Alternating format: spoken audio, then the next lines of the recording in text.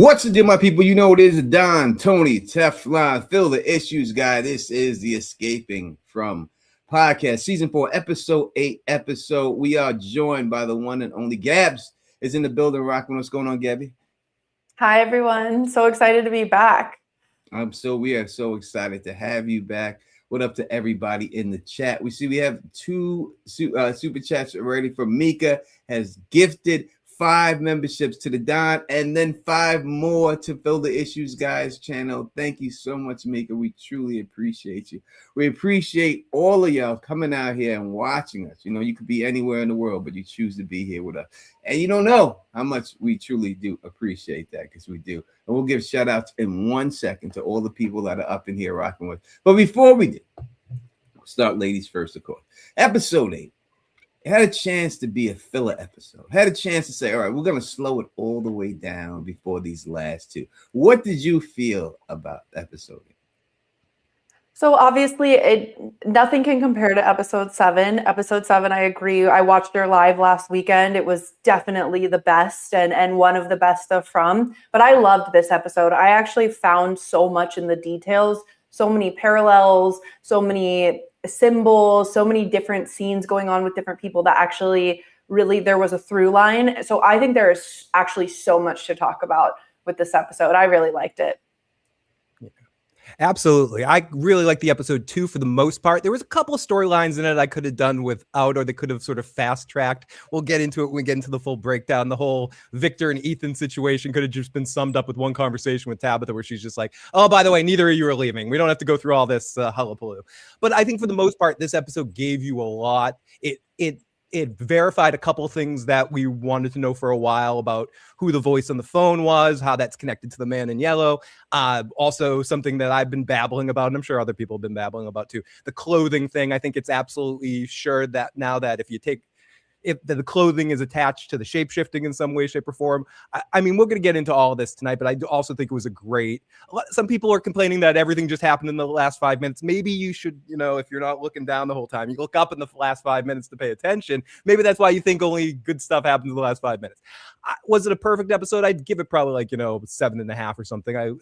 It's in the middle but it's episodes that you need. The people that are saying that this is Phil, you couldn't survive a 26. You're complaining that you want 26 episode seasons, but then you're like, I can't handle any sort of character building or character interaction shit. We had a lot of real great character growth in this episode and building up, making us care about other people. And I think some big things that we'll get into that sort of explain how the rest of the season is going to go. So I liked it. It's not my favorite of the season, but I liked it.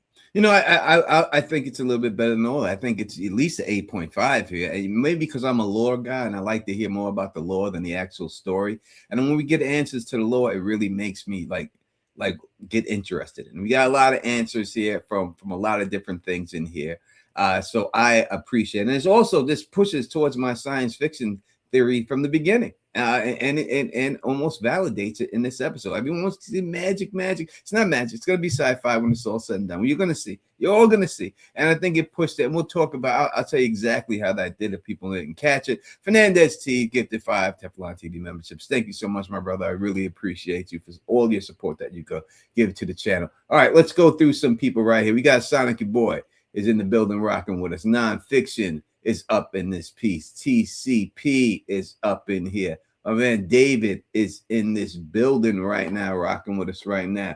We got our girl from Land Under, Carla Way, is in the building. She does the most, is in here. Peter Griffin is over at the Fill the Issues Guys channel. Glenn Carter is over at the Fill the Issues Guys channel, rocking with us right now. Saggy Star is in the building. The magnificent mod that she is and everything else. With TNX is in the building. Runner on the Hill is up in this piece.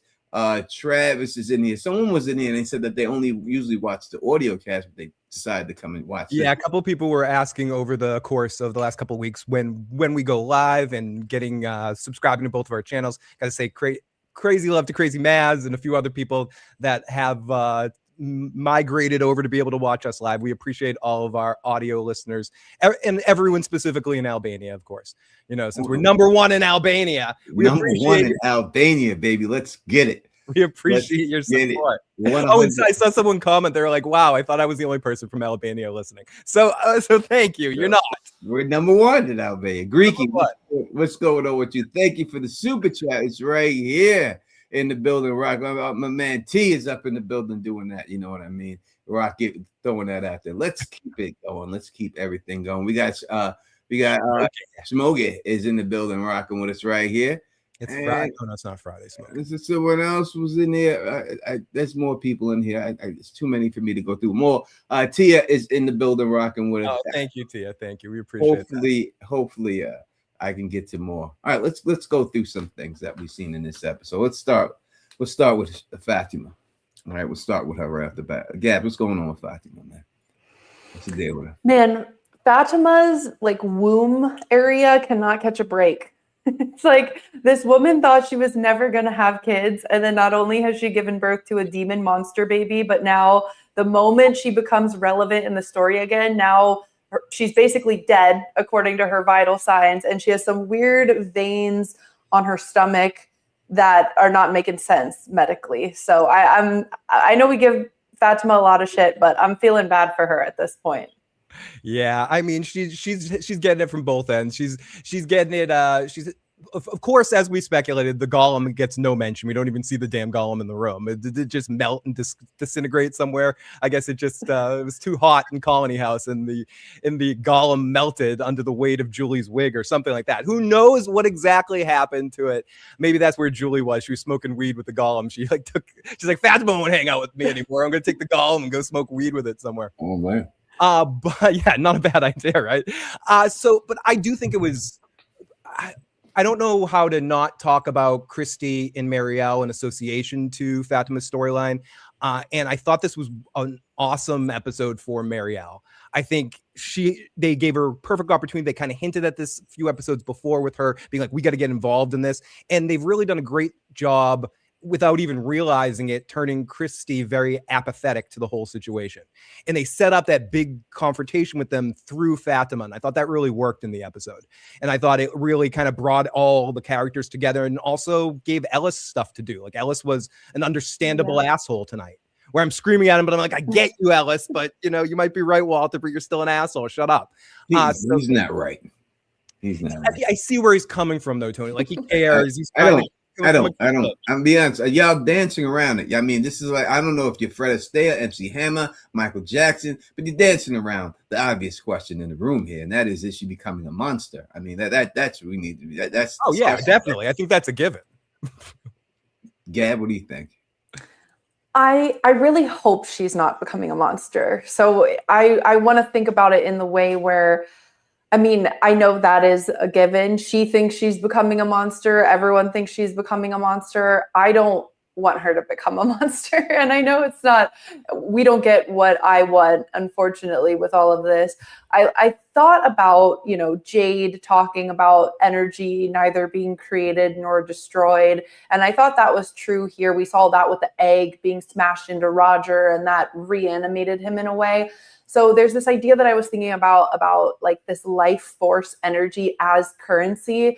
And I wonder if Fatima had to pay a price in like a life force vitality thing in order to either leash back Smiley or to give Kenny some luck and some life back. So I'm trying to look at it more symbolically to how everything relates. I really don't want her to become the next kimono lady. Like, I just think that would piss me off for some reason, and I don't even know why. She's a monster. I think it's obvious. I mean, they did the blood test, blood pressure test. They did the heart rate test. It's over for Fatima. All the Fatima fans in here just know that it's over. It really doesn't make sense to debate this situation.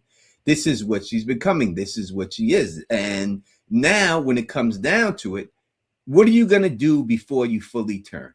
What are you going to do good for the people before you turn to what you're going to turn into? And that's what Marielle is trying to say. And that's why Ellis is wrong. Ellis needs to get out of his feelings about this and say, listen, this is what it is. If you have somebody in your family dying of a disease and you know they're dying of this disease, obviously you want to hold out some hope. But when it gets to that point, or you know what's going to happen, then the next thing you do is make that person comfortable for as long as they're there. That is the procedure. And right now, she has the opportunity to do something before she gets turned to help the people that she actually cared about in this show. And that's what Mariella's trying to say. Let's look into this. She's basically dead already. From the vitals, she's dead.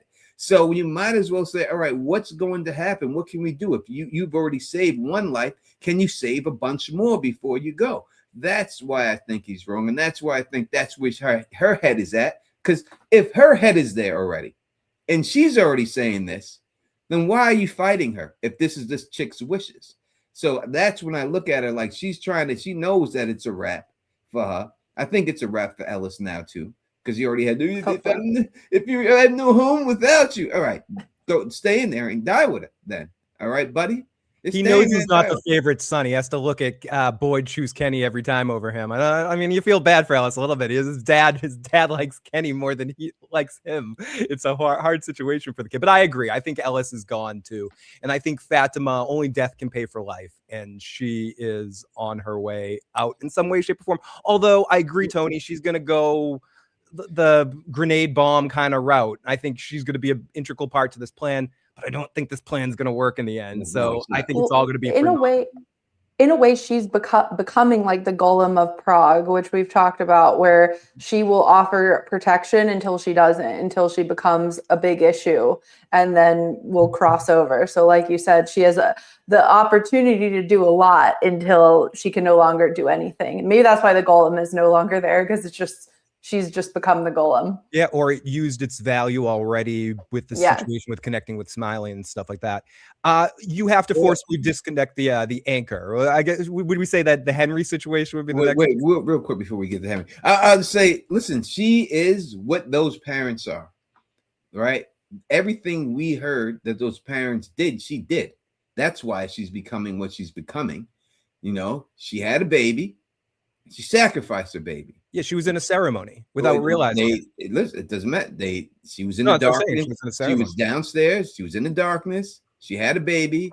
She allowed the kimono lady to take the baby, and they sacrificed the baby. That's exactly what they said happened to all those creatures before they became a creature.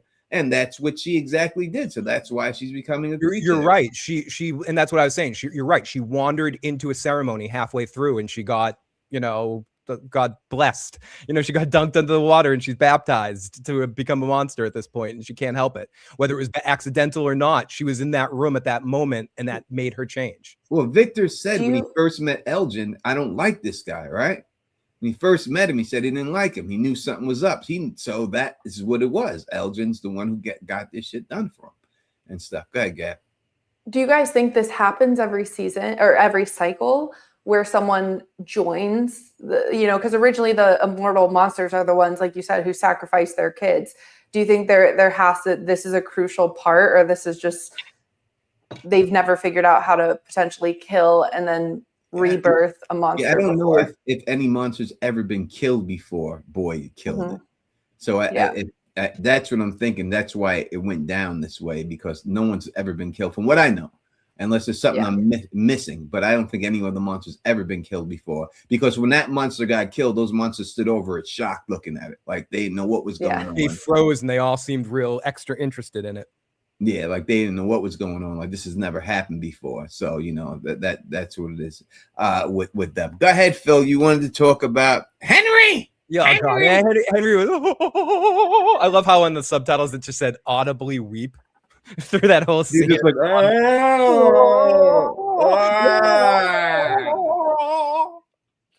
it was extended. Like that dude must do some underwater swimming. Like he extended that. He's getting memed up for that one. That will be. I'm already cannot wait for that one. The wig is going to come out of his mouth on the situation. Okay, so they want him to forcibly eliminate the anchor. Is that Victor? Is Victor the anchor that he has to eliminate? I guess I'm curious of what you guys think who do they want him to kill? Is he talking about killing him? Are they trying to convince him to kill himself, kill Victor, kill Boyd? Who do you think they're trying to convince him to kill in that situation? I think it's Victor personally. I think it's got to be either Victor or Tabitha, being that Tabitha brought him there. But I think it's I think it's got to be Victor. For the plot, it would be Victor. Yeah, he's not. It's most likely going to be Victor, but he'll never do it. He'll never get it done. Yeah, but we also seen the vision of Boyd with everyone else shot, right? And when he had his vision, they were all shot. So it was the people that were shot was Donna was shot, Jade was shot, also it was Tabitha shot, Kenny shot, Christy, I think too. No, I don't think Christy was there. It was only the main cast. It was the main characters, the main cast that was shot. And I was there. I think they were all shot, and dead. You're gonna think I'm crazy what I think all that was, but we can get into it a little bit. No, I'm saying it. So it could be foreshadowing, because then right after that we seen Abby blood come out of her mouth, and we know Abby was someone who did shoot people like that dead, right? And she was there with the blood coming out of her mouth and stuff. So it could be all of them, but in the end, most likely the anchor, if it's one person, that's going to be Victor. But I think he'll kill himself before he kills Victor. I don't know if he'll go that far to even try to do it. I don't know if he could bring himself to do it, even in a drunken stupor. I don't know if he could bring himself. I think he'll just jump off the top, because it made no sense for them to bring up Victor saying somebody jumped off the top of Colony House, and then why did they say that? People have done a lot of things in there. People have had a lot of sex in there. People have hung themselves. They don't talk about that. So just for them to bring up randomly, him looking over the side, someone jumped off a Colony House. I think it's just an easy foreshadow that. Funny, Tony. This guy's gonna jump off. The people being hung and all the sex is somehow connected there. It is, if you're David Carradine, right? So it's somehow on a deeper level connected. I think we're figuring out all the situations here. But then we got to go into what led up to that, right? What you got to look at. So, and this also proves, and I'll have my video out tomorrow for you people, and we'll start giving out all the super chat. Thank you so much. We'll start calling them out in a second.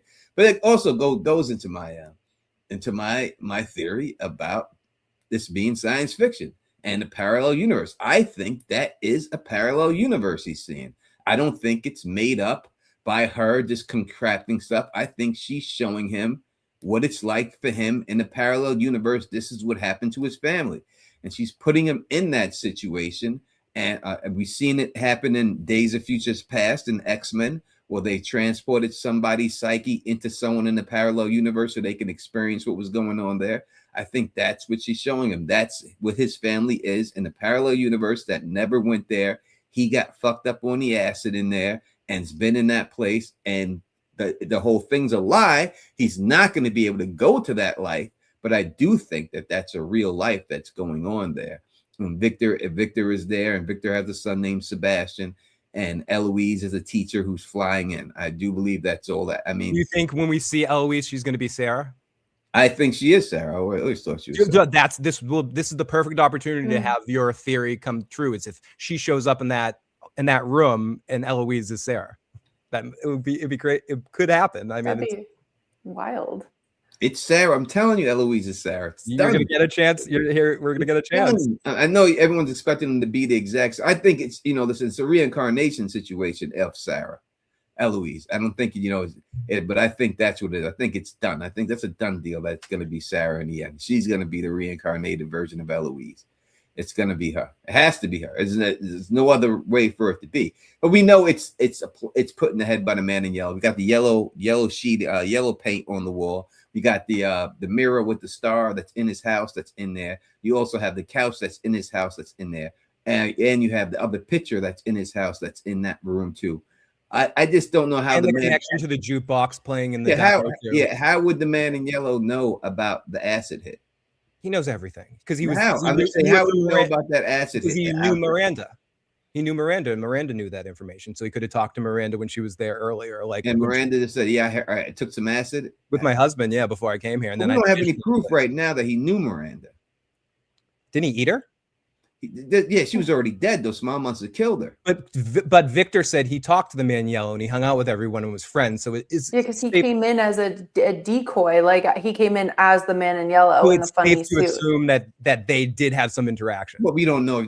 I had a lot of interactions with a lot of people. I don't talk about my drug activity. But if you knew like a little kid, would you probably know their parent too? Like he knew Victor. He talked to Victor. Like he said, Victor said he made friends with everybody. He hung out with Chris. He like made friends. Everyone liked his jacket. He was a goofy guy. So I guess I'm just saying you're right that there's no actual proof that he talked to Miranda, but it can be assumed that if he talked to Victor as a kid, he talked to Miranda too. Yeah, and if Miranda came out and said that she did drugs, and she imagined this place with drugs, we see this place knows what everyone does anyway. They seem to like have like a file on everybody because they have access to the parallel universe. Fair for sure. I mean that would be the only way I could see. Oh, the man in yellow. Did he say he knew Miranda? I missed that part. T.R. Williams. I must have missed it. Okay, when did the man in yellow come? I don't remember him coming. I don't remember. I like this is I'm on the opposite side, Tony, and I don't remember him saying. I don't remember him coming out of his mouth saying it. Me personally, maybe he did. I could have missed it. Let's go through some super chat. Real Rebel Eric says Jasmine Munster didn't choose to be a monster either. Correct, 100%. Blissful Meat says, hey, Tony, Phil, Gab, and Familia. After Fatima's vain reveal, next scene with Jade in the bar, I noticed the sign "We Trade" was prominent behind him. That's a good catch. Very right cool. There. It could definitely be mean that they're trading her out. Real Rebel Eric says, in the words of Annie in Sinners, Fatima, you dead. I agree. Fatima's gone. And Fatima says, I don't think she's becoming a monster. I just think she has some bile DNA residue left inside of her. Listen, it could be if she does have some bile in her. I did a video on the 4 humors and stuff, and I talked about the bile and what exactly is bile that was left in the alchemy days when if they took all the humors out of you and just left the bile, that you would become that type of creature. So it definitely could be she has some of that bile is still up in her. But I do think that it's set up for her to become a monster. I just don't see it going any other way with it. I think they should have did it a year ago, but I think they heard from fans talking about it and they decided to go the route with it. We cast someone that looks an awful lot like her in that kimono layer by accident. We might as well just have her turn into it now. You know, you think she'll turn into a kimono lady, or you think? No, I'm just going. Gabby was saying that earlier. Like, I think she's just going to become a regular old monster. I don't think she's specifically going to turn into the kimono lady. Look, next season 5, Fatima's with the monsters knocking on the door. That's amazing. Yeah, or she's at the and that's why I think Ellis is going to survive, because I think he's going to die next season and go and pull a porn stash and go outside and think she's on his side and get killed by her in that situation. I think Fatima's going to kill Ellis next season now. That's my headcanon at the moment. But we've been hinting at him and talking about him a little bit. But let's talk a little bit about the last scene, the Tabitha. I can't wait to hear what your thoughts on all of that. Tony and Gab, like, was he lying about being her friend? How's that all work into it? He seemed awfully a different tact. Like, personally, I don't think he was lying. It seemed like all that was genuine, but was he manipulating? Gabby, what did you think of that final scene with the man in yellow and Tabitha? Ooh, there was so much to unpack there. I went on a wild journey in my head when I saw that, because he was so gleeful, and his glee and his joy definitely changed up, I think, kind of the mixed emotions we've seen from Sophia in this season. Like, she's looked concerned sometimes, she's looked pissed, she's looked happy, but the man in yellow was like pure joy, and he's like, this might be the best thing ever and you will go free, and this might be your fucking doom.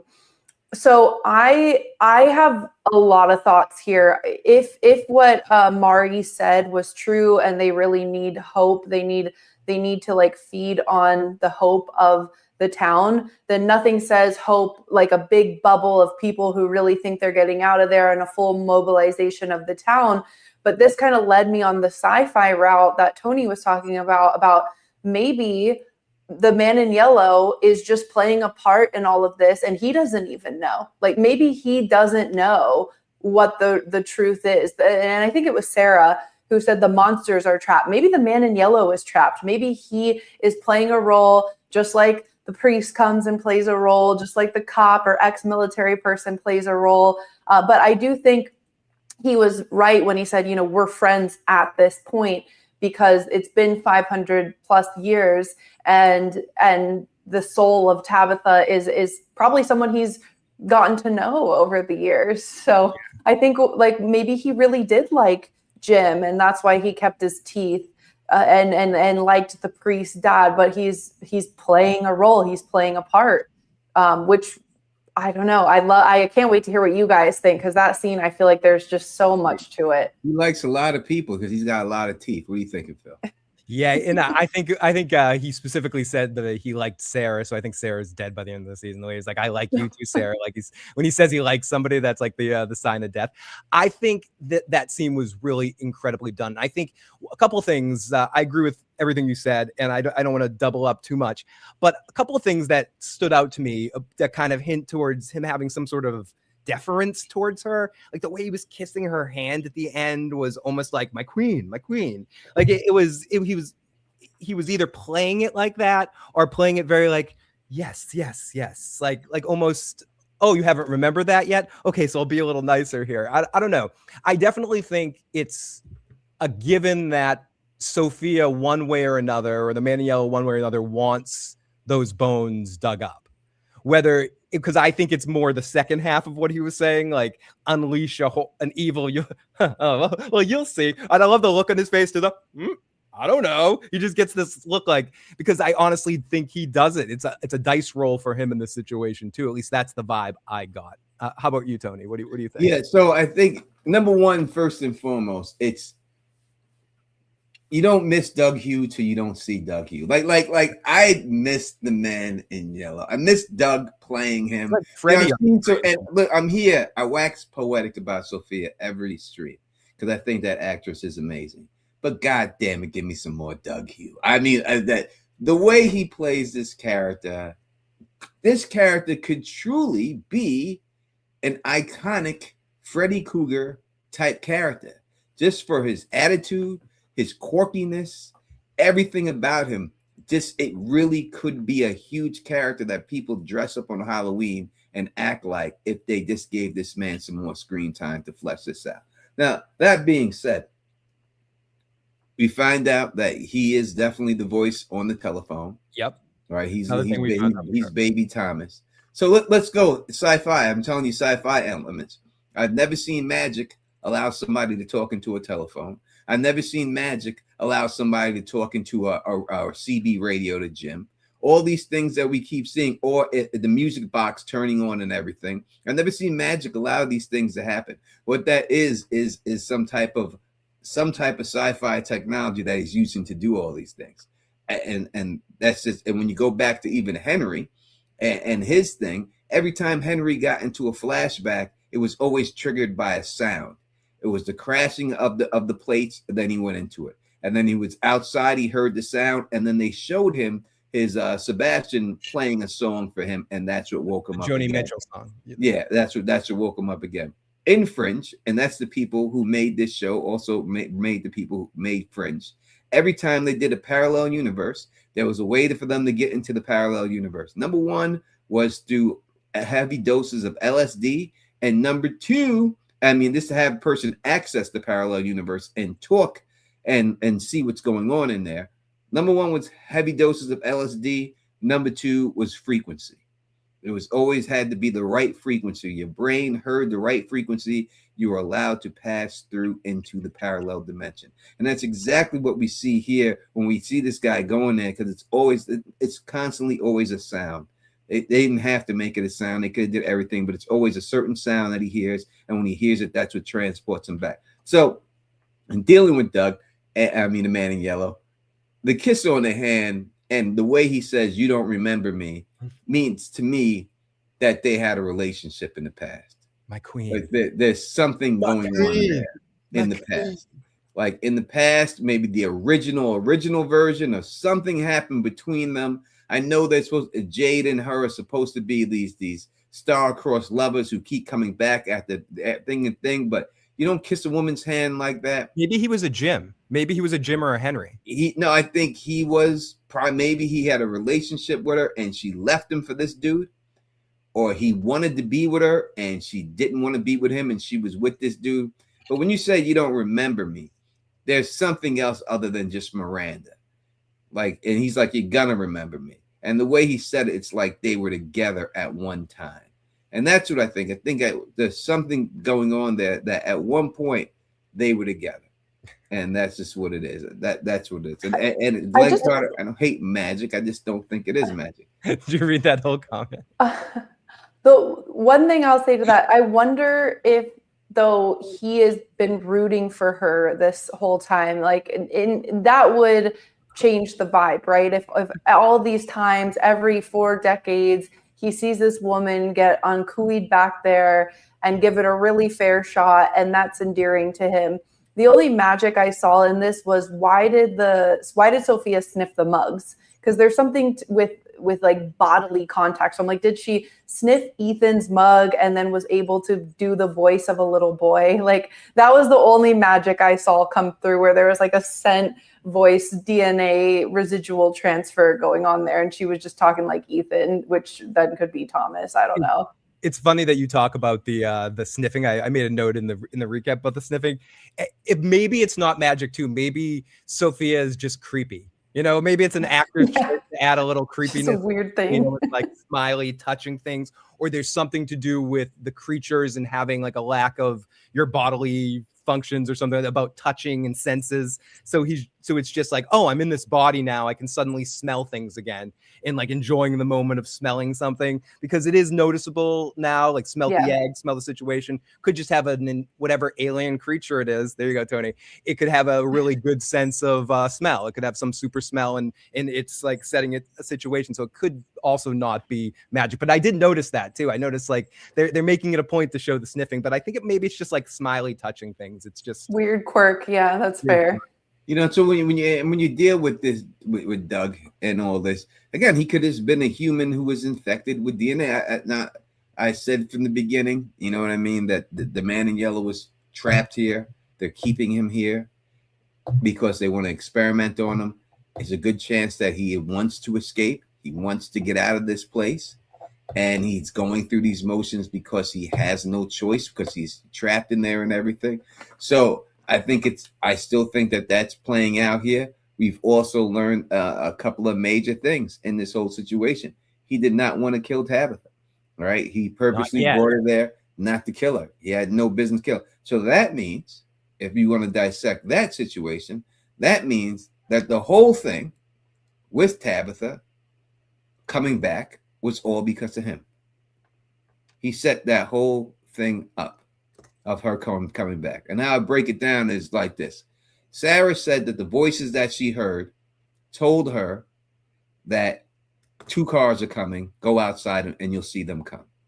And because the 2 cars did come at that particular time, she thought that this person was trying to help. That also told her in there that they were also trapped here and they wanted to escape too, and they were just like her. And that's what they told her. When she comes back into town, it's hard to know what to call the. when we hear Tabitha come back into town, before she comes back into town, it's Thomas on the phone who tells Ethan, your mom's coming in an ambulance. Go outside and get her. So if you have Thomas saying that to Ethan, we have to assume that the other voice that said that to Sarah was the exact same voice. Maybe not in Thomas' form, but they told him basically the same thing. Go outside, 2 cars are coming. Go outside, your mom's coming in an ambulance. He knew the mom was coming back in the ambulance. So therefore, he must be the one who is bringing these people into this place. And when he brought them in, what happened when we brought them in? You had the monsters go over to Boyd and said, you could take these keys, but we're going to keep Randall. They could easily just grab Boyd up, kill Boyd, ripped in there, killed Tabitha, killed all of them. But the man in yellow told them not to do it. They were sent there to do the message to get Randall and to let let Tabitha come back in. Actually, that whole thing up. That is such a good point, because when I watched that, I was like, okay, that's a sign that there's maybe the Thomas's voice was like the boy in white who has equal but opposite powers of the man in yellow. And maybe this is a force of good. But you're right. Now that we've seen Thomas appear and we know it's the man in yellow. I think that's so true, because I was always wondering about them. Like, is this someone here to actually help them out, give them a heads up, make sure that Tabitha can come in and not get chomped by the monsters? But now we have to look at it all within the context of the man in yellow and his plan and what he wants. So I think that's a great point. Just to add on to that, I also thought the same thing about the jukeboxes, that the jukeboxes might have been some other force trying to communicate with them in a different way. But tonight kind of showed that it's also part of the man in yellow's thing, because, or whatever's haunting Henry. I guess that's more of a sign of that it is something that the man in yellow's blood dream is fucking with him, because and one of the first songs that they played on that was "We Got to Get Out of Here." All right, that was the song "We Got to Get Out of Here." And he's trapped. He wants out. He may want them to do everything, because in the end, to me, I believe that that tree, when they knock it down, is going to allow him to escape, and he wants them to knock the tree down. That's why the boy in white said, "Don't knock this tree down." I think it's the tree that's holding him there. And when he knocks that tree goes down, that's what's going to allow him to escape. So that's why he said, you're going to unleash the biggest chaos ever. It's not just going to be there. It's going to be out throughout the whole planet, because that's going to be able to get him out of there, free him from this prison that he's trapped in. And then he's going to be able to wreak havoc everywhere else. And that's why he's allowing them to do it. And that's what it goes down. So that's what I believe is going down here. Yeah. I think so. It's going to work. It's just not going to work in the way they thought it would work. That's always the way here, right? Like it works somehow, but it has some unfortunate consequences that you couldn't fuck with. And my curiosity, or one of the curiosities, is what Tabitha does now. Does she go and try to stop all of this and be like, no, the yellow man wants this, you can't do this? Like, it's a poker play. Did he tell her that because he wants her to try to stop it, or did he tell her that because he wants her to say, you're on the right track, keep going, because I want to see what happens? Either way, Jade and Boyd and all of them are doing it. But maybe Tabitha fucks something up. Maybe Tabitha hurts the situation somehow and causes some problems. But who's conspicuous tonight in their absence? And I know she probably didn't fit into the plot. Again, she's somewhere smoking weed.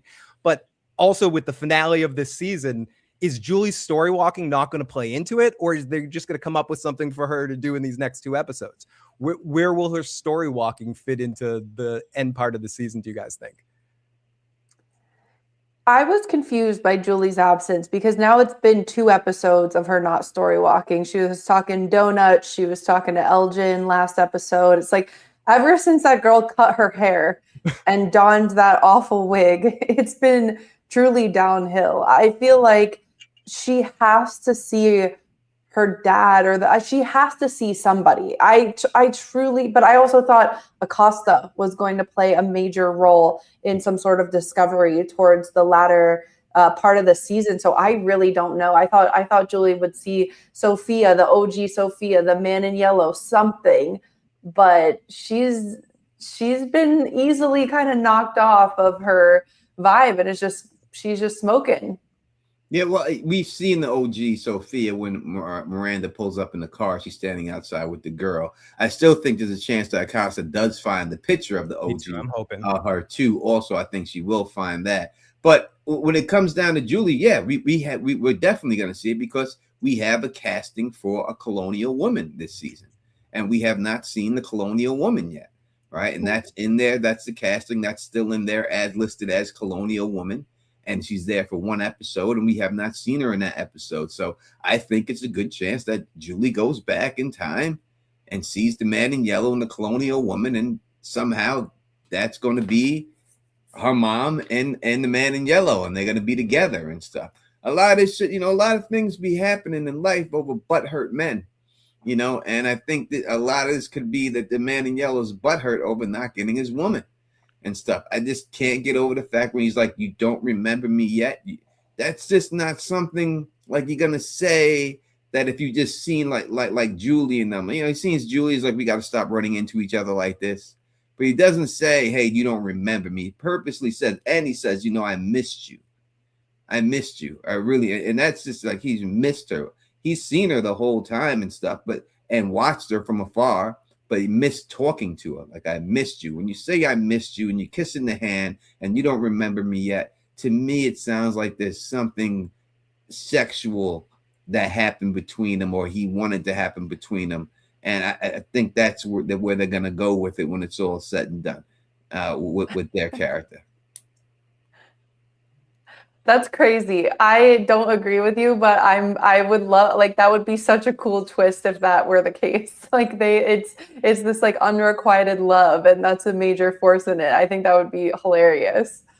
Yeah, I'm not sure too, but I'm here for it if it happens. But Yeah. a love that did survive, or a love that does matter with Boyd. Boyd telling Christy about the Abby stuff and kind of finally admitting to her that he has problems. Christy, I love you. I keep defending this character, saying she's a main character, but she's so useless. She's like, Boyd, tell me everything. You need to tell me everything. Tells her everything. He asks for a fix. I really thought the scene was going to go differently.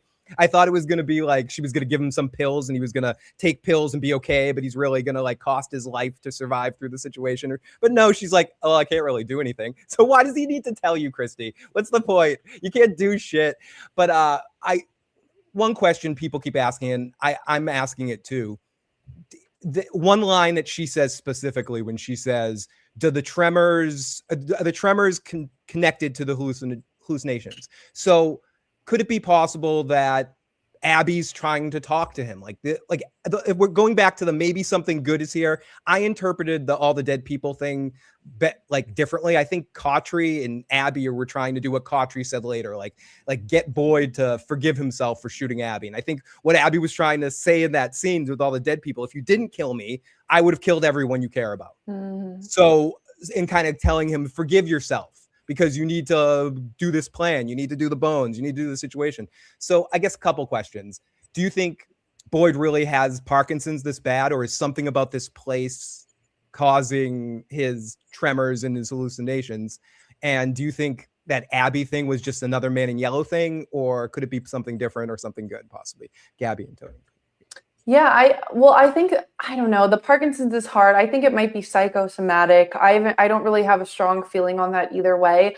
I do think Abby is trying to talk to him the same way Cautry is. Like, I think it's the same force, whether it is a projection, whether it's something part of the good parts of the town, the boy in white, whatever. But I think he has such a trigger point with Abby, and he hasn't gotten over it, that anytime he sees her, it freaks him out. Versus Cautry was his homie, like they're good. He didn't have a direct hand in the death, so he can have a full-on conversation with this dead man. So maybe it's the same, like, I'm thinking of speaking of sci-fi, I'm thinking of The Expanse, when like the proto-molecule talks to Holden as Miller, like blah, blah, blah, nerd stuff.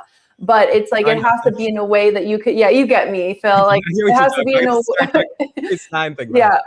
Okay, you got it. It has to be in a way that someone will understand, and a message that someone will be able to receive. So maybe it's like it's coming from the same entity or force, but he's just not able to receive Abby's message, or little hint here and there, because he's not over it, which is why that same force is saying, bro, you got to get over it. So I don't think it's a Man in Yellow thing, but I also do feel like whether it's a temporal collapse or something, like something is happening and it's accelerating something. It's making the boy in white age. It might be making Boyd's sensitivity to this place more intense, but I don't think he's having the same kind of visions that, let's say, Henry is having, unless it really is the latent blood poisoning that he got from the Martin, the guy in the cave. Yeah. Yeah, when I look at the whole situation when dealing with Boyd and the visions, number one thing I see when we go back to the Man in Yellow with Tabitha, there was a picture on the van that Ethan had drawn, and they put them together.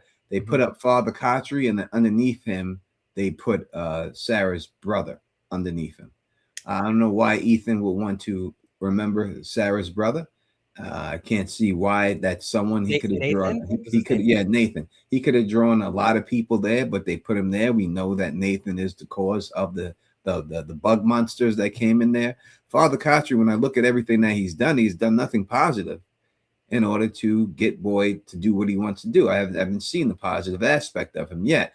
He's trying to get Boyd to go into the tunnels, which is a stupid thing to do. It's a stupid plan. And anyone who listens to the plan would know it's stupid. But Father Khatri the one trying to convince him. Jade told Kenny, hey, when you go over there and convince Boyd, what did Kenny say? I'm not doing that. Not doing it. I'm not going to commit because it's a dumb plan. But here's Father Khatri. Oh, if people are going to die, this is your last stand. This is it. I think that, especially when I go into Interstellar, when they were dealing with the fourth dimensional being in Interstellar, it came into shape, and even in Contact, when it was dealing with Jodie Foster in Contact, and she was dealing with the alien, they came in forms that were most that they would accept. They came in bodies that they could actually see, and that was for them, makes them comfortable. Father Khatri is someone that would make him comfortable. So if someone's trying to feed him bad information, they're not going to do it in a bad looking person. They're going to do it in someone who makes them comfortable. And I think that's exactly what's going on here with Father Khatri. He's feeding him bad information. He always has been feeding him bad information. And he's doing this to get him to go down there into that tunnel, to rip up that tree, because I believe that tree is what's holding the man in yellow hostage here. And Yeah, that's gone. That's it. And that's like when the man in yellow wants that tree to pop up, because then he can kill the boy in white, or he can do something, or he gains some ability to leave that place and take over, or do some whatever. That's not important. But ultimately, that it's trying, everything in this place is trying to facilitate making that happen. Oh, we got our first phone call. This is from area code 631. 631, welcome to the show. What's your name? Where you're calling from? And what's your question or comment for the panel? Hey, Phil. Hey, Tony. My name is Dakota. I'm from Long Island. Shout out to Nick. Shout out to the Knicks, man.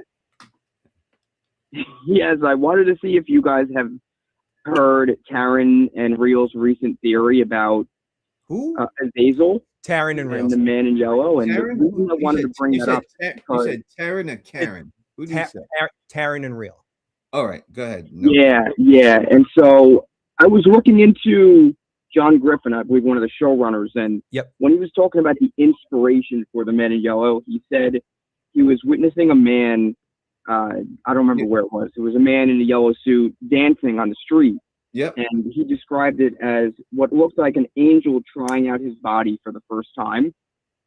And I instantly thought of Real's and Taryn's theory about Azazel, like a fallen angel type of thing. So I wanted to see if you had a chance to read that theory, or if there really credence to that theory at all. You know, I'm aware of it. I would say I'm aware of it, the Azazel theory. I haven't given it too much thought of this being fallen angels in here. Me personally, and they know, and so I don't think this has anything to do with any angels or gods or anything like that whatsoever. I just think that this has to do with sci-fi. That's just the way I look at it. So that's the only thing. I think it's a good theory, but I just don't see it being that. Yeah, I'm gotcha. I'm kind of with, except for the fact you could view an angel in a way as an extraterrestrial creature. If it's not like a real angel, like an angel, something coming from space that has angel-like theoretical abilities or something like that, some sort of a creature or some sort of something. I think the ideas behind what they're saying is right. I just don't think it's specifically like an actual angel. Gotcha. All right, thank you guys. Appreciate it. Appreciate you. Thank you for the call. The phone lines are open, and Anna, thank you so much for your super chat. We really appreciate that 100%. What else are we talking? I'm sorry, I'm ordering food. I'm starving. I haven't eaten in 2 days. Yeah. So what else we got? Someone call in right now. Good timing. Area code 315. Welcome to the show, 315. Not from Utica. Hey Phil. Hey Tony. Hey Gab. Okay, so I know for weeks I've been trying to say in the chat that I don't think the boy in white is evil. Mm-hmm. I think that he's good, because Sarah had said before that he's stuck there too. He wants to help, but he doesn't know how. So after today's episode, I think that Tabitha and Jay didn't just have a daughter, they had a son too. And the boy in white is him, but he survived. And their daughter died and became an Anakui kid. And when Tabitha was saying that she came back to save Victor, like it just dawned on her.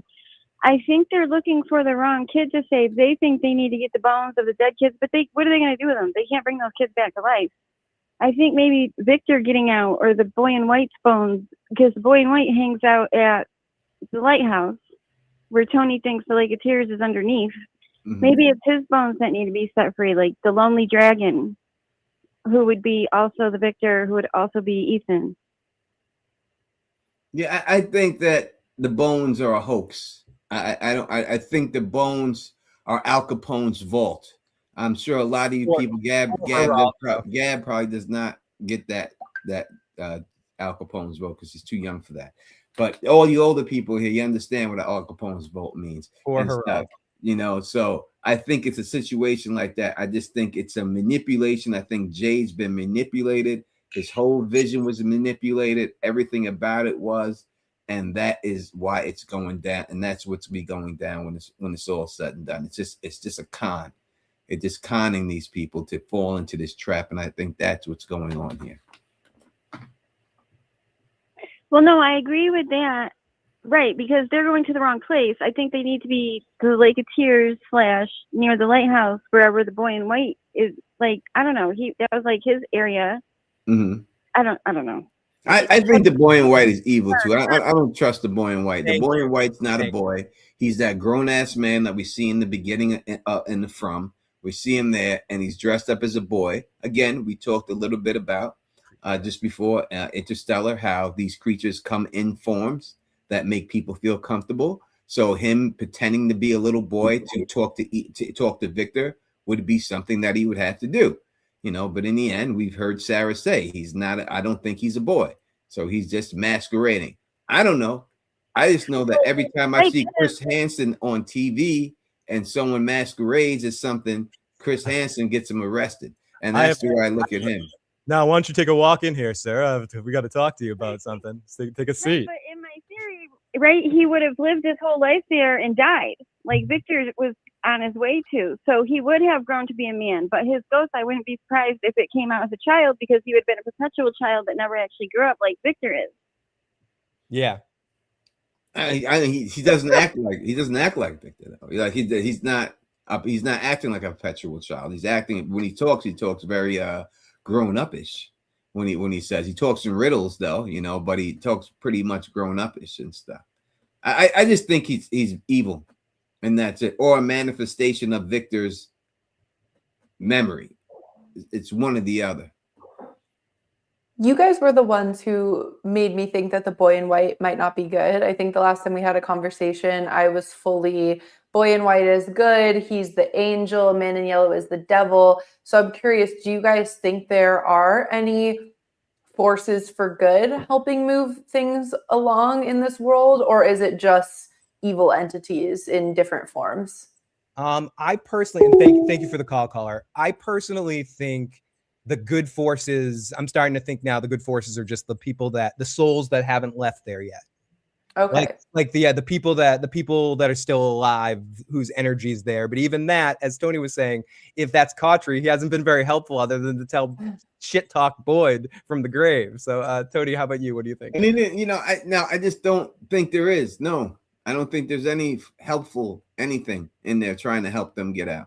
Unless there's two people. Like, so the way Sarah talked about the voices talking was different voices talking to her. Right? It's not just one voice talking to her. It's different voices. Now, if you want to say it's all the man in yellow, she specifically does say, though, that they said that they're trapped here, too. Mm-hmm. So that could be multiple people. There could be multiple people like the man in yellow who are all trapped there and they want to go home and he's the only one there because they're experimenting on him. Or I'm thinking that it could be the monsters. The monsters could be talking to her, because when they seem to be hive-minded when they're awake, and that's when they're controlled. But what if when they're sleeping, they're able to then talk to Sarah while they're asleep? Because usually when Sarah gets these voices talking to her, it's mostly in the daytime. Now, we've seen Sophia talk to her, so we know that one of the voices is definitely that. We just went through that the two cars that told her to go outside. That was definitely the man in yellow, but it could be another voice in there also. that's talking to her, that's trapped too, and it could be the monsters. She said that they're just like us. The monsters were just like them, and they're trapped here too. And they probably have been doing this for eternity. And sometimes when you get to that point, you just want to die and be let go. And that could be their trapping. They just their home may be this death, just to stop living this lifestyle in this way. So it could be the monsters. And I do think for some reason the boy in white and the man in yellow are opposing forces, but I do think they're still both antagonists. I mean, I've said from the beginning the boy in white's evil, but now I do feel like him and the man in yellow aren't the same entity, and they have opposing viewpoints. The man in yellow wants the tree gone, and the boy in white doesn't. And one thing, Tony, we've talked a little bit about the flood and stuff like that. I think it's interesting the terminology that Jade used, and I don't think this is going to happen. I'm trying to manifest this into existence. That if we pop a cork, like the tree popping up. So you could pop the cork, and then what if water starts shooting out and starts flooding? Do you know how hard it is to move a fucking tree, bro? They can't do that. That's not an easy task. They have Randall. Wait, you're missing that they have Randall in the winch. Yeah, I don't give it. I don't care. I make winches. You know how hard it is to bring. Number one, why do you have to knock the tree down? If it's directly under the tree, why don't you just go a little bit to the right and go down? The chamber's big as fuck. Yeah, why don't you dig? I thought they were. Yeah, it's a big ass chamber. Why don't you just dig a hole to the right of the tree? Tabitha did it in her damn basement. You can't get the whole team out there with shovels. Dig a hole next to the tree. You don't have to rip the tree up to get down there. I just don't understand. When a tree is stuck, number one, to rip a tree up is hard. To rip a roots out of the tree or the stump, you know how much it costs to get somebody to come to your house to remove a stump? That's an expensive job because it's hard to do. It takes them like a week sometimes to do it. It's not like a one-day job. No, it's hard to move that, man. It's hard my, to get my buddy is a tree worker. Like I know how that shit takes fucking ever, dude.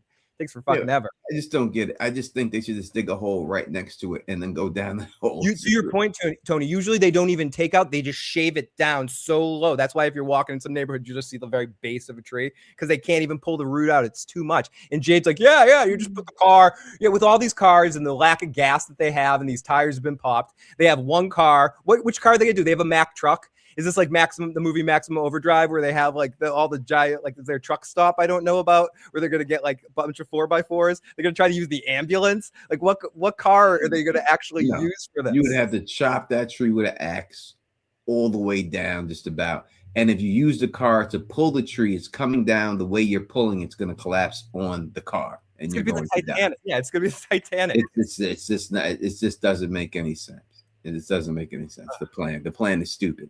And Boyd knows it's stupid, but he's allowing Jay to talk him into it. And Father Coxry. Because Ghost Coxry said it. He said to get over it.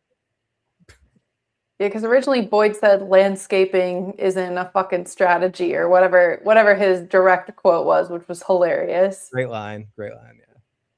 But no, landscaping isn't a fucking plan. 100%. Oh yeah, there you go. 100%. Crick 152, thank you for the super chat. It says, "Hi everyone. What do you think the boy in white's rule number 3 was to Victor? We never got to hear him." I have to think about that. I'll let y'all handle real quick.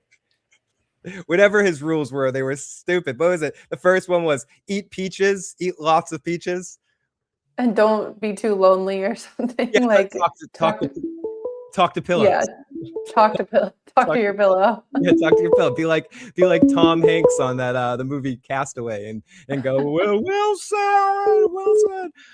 Area code 516. Welcome to the show. What's your name? Where are you calling from? And what's your question or comment? How you doing? My name is Sean, and I'm calling from New York. Let's go Knicks, Tony. He walked away, but I'm sure he can hear you in spirit. All right. I just want to say, basically, I think that Kotri is, he hasn't given us any new information. So I think when Boyd sees Kotri, that he's seeing his own thoughts. I don't think that he's like a ghost or anything like that. Mm-hmm. I think it's just his mind, like feeding off of himself, if that makes sense.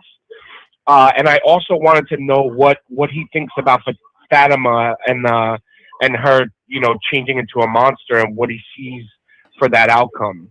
Tony, did you hear this gentleman's question? I did not hear his question. he wants to know what you think about Fatima and if she's turning into a monster, and he also wants you to celebrate the Knicks with him for a second. Your 100% celebration to the Knicks for the next 50 years. We'll celebrate this goddamn channel. That's the way it's going. We had to wait 50. We're gonna celebrate for 50 years. No, I think she's turning into a monster, but I think that she has a chance to do something before she turns fully. And I think that, when I look at, I'm giving away a lot of my video that's coming out tomorrow, but I don't care. I'll still put it out tomorrow. I think that in the end, to kill the man in yellow, the monsters will be the ones who do it.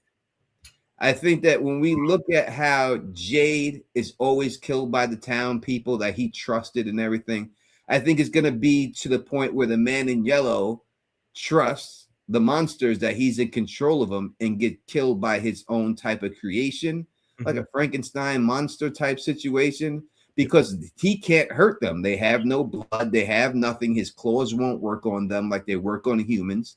They could just bum rush him, grab him up, and rip him apart. And I think that's how it's going to end, because he says he likes to see the town tear itself apart. I think he's going to get tore apart by the monsters, with Fatima controlling them and getting them to do that. Ooh, that's a good way. It's like basically leading Smiley and leading them in a certain direction to rip apart Sophia or something like that. And that's how Sophia ends up going down. Yeah, that's what I think. So. I like that. They're Here like comes the golem. The golems are like that. Like they get too powerful and they end up turning on their creator. Yep. There's a couple of really that. good stories. Like I like that a lot. And caller, thank you so much for the call. We Thank appreciate you so much. Have a great day, guys. And what was the other thing was about the ghost Khatri, but I forgot what he was saying about ghost Khatri, but he also made a good sense there too. We have over 390 people in the building right now. Make sure you hit your thumbs up for your boys and your girl, and you subscribe to the Melissa. I'm going to say your name wrong. I always do. Miscellaneous Gabby's channel. Someone please put it in there in the chat so people can go over there and subscribe. She does great content, and she's down with us. I mean, that's good enough reason right there to subscribe. Should we get into recapping this thing? Get to the scene by scene thing here. It's 9 o'clock. Might as well recap. Okay, so we'll 812 if you want to call right back right now, because I saw you trying to get in. We'll take your call and then we'll get into the recap. If not, call back in a little bit. But 812, I'll give you a few seconds as we get into this. I'm jumping around. I'm crazy. It's fucking 90 degrees in here. I'm not fucking jumping around. So clean up Dead Roger. We open up right where we left off on Dead Roger's. People are asking a question. Who is this beautiful lady in the live? Aww. We have just told you who it was. It is Gabby. All right. Her name is Gabs, and she's Melissa. Miscellaneous Gabs. That's a rough one for me to say. I need to change the name. I'm hearing, like, I've heard from people when they go to type it in their TV, it's too much. So I might need a name change at some point. It's a mouthful. It is. It really is. I have trouble saying. Here we go. Area code 812. 812. So sorry, I want to get to you before the recap. Welcome to the show. What's your name? Where are you calling from? And what's your question or comment? I'm sorry, I don't give out my name, but how are y'all doing? It's you. It's you just say glue guns. I don't have. I don't know the number. I don't know her number. Say it's glue guns. I'm not creepy. I don't know her number by heart. Okay. Hey guys, it's Megan. Hey y'all. Hey, how you doing?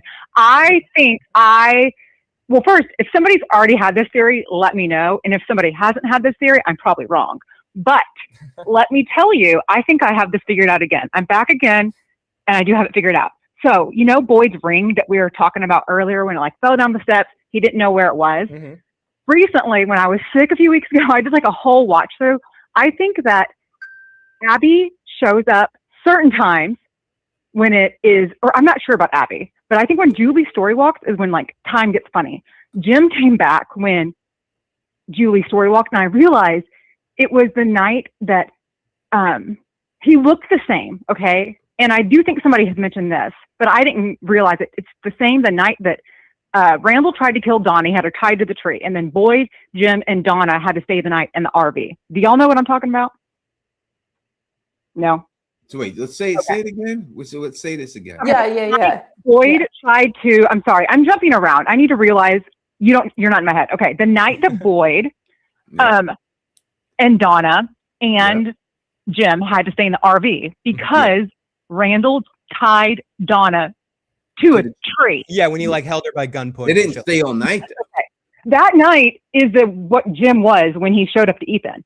And that's also the same night that Julie story walked. Do you know what I'm talking about? Yep.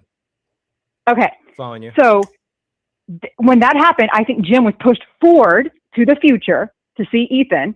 That's why he was kind of confused and he was looking around maybe, or his soul was, maybe not that exact Jim, but his soul of that period of time, if that makes any sense, was pushed forward. The ring fell on the steps when Julie was also story walking. Yep.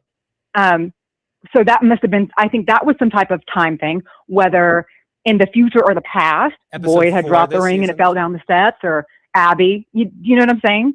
Mhm. So I think that is a side effect of Julie story walking, and who knows when else Julie story walked, you know? Oh, and when she went into the dungeon with Martin, I think that was also, I like how you paused before you said dungeon. You're like, when I went to the dungeon. well, I couldn't think what it was called. I actually drew a blank. Sorry, English is my first language. But I think something probably happened then. We just haven't seen it yet. Anyways, that's how I have it figured out. And actually, aliens are doing this behind the scenes. So what do you guys think? I agree with everything you say because aliens are doing it. You're amazing. You're amazing. Also, last thing I'm going to say, I think the crows are actually helpful. They're warnings. Every time we see them, it's a warning that something's about to happen, even from the first time. And I just changed my mind to that recently. Do y'all think the crows could be a warning and not evil? You know, if there's gonna be a good force in here, I would say it's the crows. Yeah. And I don't even know if they're a good force. It just might be a warning. Like, you know, I like think- when a dog growls at you, they're warning you, like, don't come close. I think the crows are the dead people. You know what? That's crazy. That could be true. Because didn't Sophia kind of looked, and maybe Sophia looked odd because, like she said, Jade and Tabitha are getting closer to things they've never done before. Mm-hmm. But she did seem surprised or shocked or scared at the crows at her daddy's funeral. Yeah, they were hovering, You know? and they were like standing in front of her, like this one caused my death. This one. Like they were almost barking at her, like we were. You know what? I think I like that theory. Yep, they're the dead people. Okay, that's all I got, boys. And sorry, and Gabriella, is that your name? I'm bad Yeah. saying Gabriella. Yes, it is. Okay. Gabrielle. All right. Y'all have a good one. Thank you. Thank you, Glue Guns and I Roses. The great Thank Glue you, Guns Glue. and Roses right there. All right. Y'all do the recap. My stuff has arrived. I'm going to eat this as fast as possible and come back so you can just pull me off and just put y'all on. No worries. Sorry, I just haven't eaten in 2 days and I've been drinking a lot. Okay, yeah, Get you Tony, some fuel. exactly. He's been dealing with a championship here. Okay, so we clean up with Dead Roger. We open up right where we left off on Dead Roger, and Acosta and Donner are like, is he really dead? You pointed out in your video, it was gross. It was a gross opening shot, Gab, looking at this dude's face. Yeah, it's nasty. The closer up you get, it's like the teeth and the lips. It's rough. It's a rough opening scene. Yeah, this is a dead like douchebag that just won't go away. The dead red shirt that just won't like. And I think it was hilarious. The is he really dead? I almost expected her to kick the body, or you know, like, is he really dead? And Donna, as you mentioned as well. And if you haven't already yet, definitely watch Gab's video breakdown of this episode. Very fun. She has a good time, good sense of humor, breaking it down as well. And Donna being back is really awesome, right? It's good to see her back kicking ass. Yeah, we need her. I know everyone thought she was gonna die out at the Lake of Tears, but I think we need Donna. Like Donna helps maintain the homeostasis of whatever's going on in this town. For sure. Okay, so Boyd comes back and they tell Boyd basically what's going on, and he says that, and they tell him that Elgin saved the day, and he's surprised. He says, "Wait, Elgin?" So the note that I put there, when he mentions Elgin, I think that just means he's going to come to Elgin at some point in the plan and go, "You really want to make good? You want to make good in the situation and get him to go?" Or I think Elgin might be one of the people that ends up getting sacrificed or dies in all of this because he's sort of a hanger-on kind of character. I don't want to say that because I like the actor, but he's I don't think his character is long for the world. I don't know. What do you think is going to happen to Elgin by the end? I from the moment that Elgin had his little episode and seizure on the bus ride in, I'm like, I need to know what is up with Elgin. In the same way I need to know why it was Mari, Randall, and Sarah that are in the cave. Maybe it's just random, maybe it's something else, but I do feel like I want to think that Elgin has more and more purpose. And you're right, the last interaction between Boyd and Elgin has not been good. Like, that's some of the nastiest and meanest we've ever seen Boyd. And I said this in my video. I'm like, can we get an honorific moment for Elgin and Kenny, like these two brave men that have saved us on a night of terror in order to kind of balance out all the horror and the tension?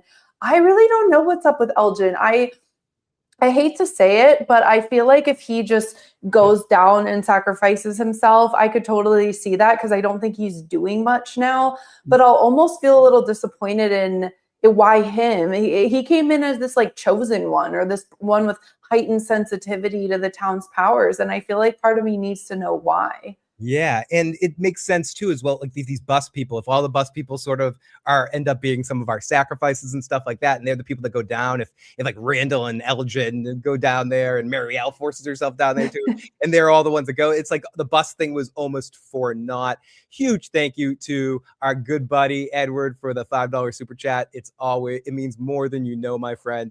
Thank you so much. Okay, so let's get back into this. Someone in the background's freaking out. Again, we're getting a lot of red shirt freaking out in the background, and I'm whatever about that. I was like, oh, shut up, people in the background. Who really cares about you? And Sophia comes out. Oh, this is what we didn't talk about in the intro that I wanted to talk about with you, because you mentioned something about this too. No one notices anything about this damn Sophia, who's the most conspicuous evil person in the world. She's literally sniffing her own like farts of excitement. You know, like she's like, I did really good. You know, like no one's watching this girl. You pointed this out. Like no one notices this girl's hijinks. She is doing too much. She is doing absolutely too much.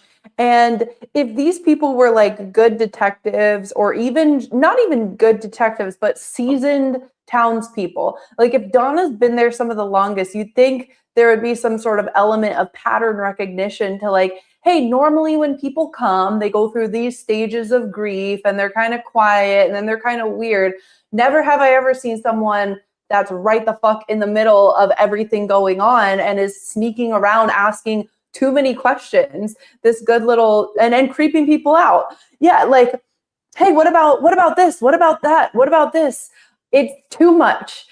I need them to be a little more discerning. Yeah. I'm so shocked. They need to unmask her. I do think and hope Sophia is a one season wonder, and she's been fantastic. Julia Doyle, amazing. I love every scene she's in, but I need other people to start catching on. I need her downfall to happen in this season. Enough is enough. And especially the scene with Boyd, and we'll get to it, when she's just like, so Boyd, did it work? Well, did what work? He's like, huh? Huh? Yeah, do what? What? Great detective, Sheriff. I mean, like, not in that moment, something dings in you. Like, why is she asking about this? And why is she still wearing the same damn clothes?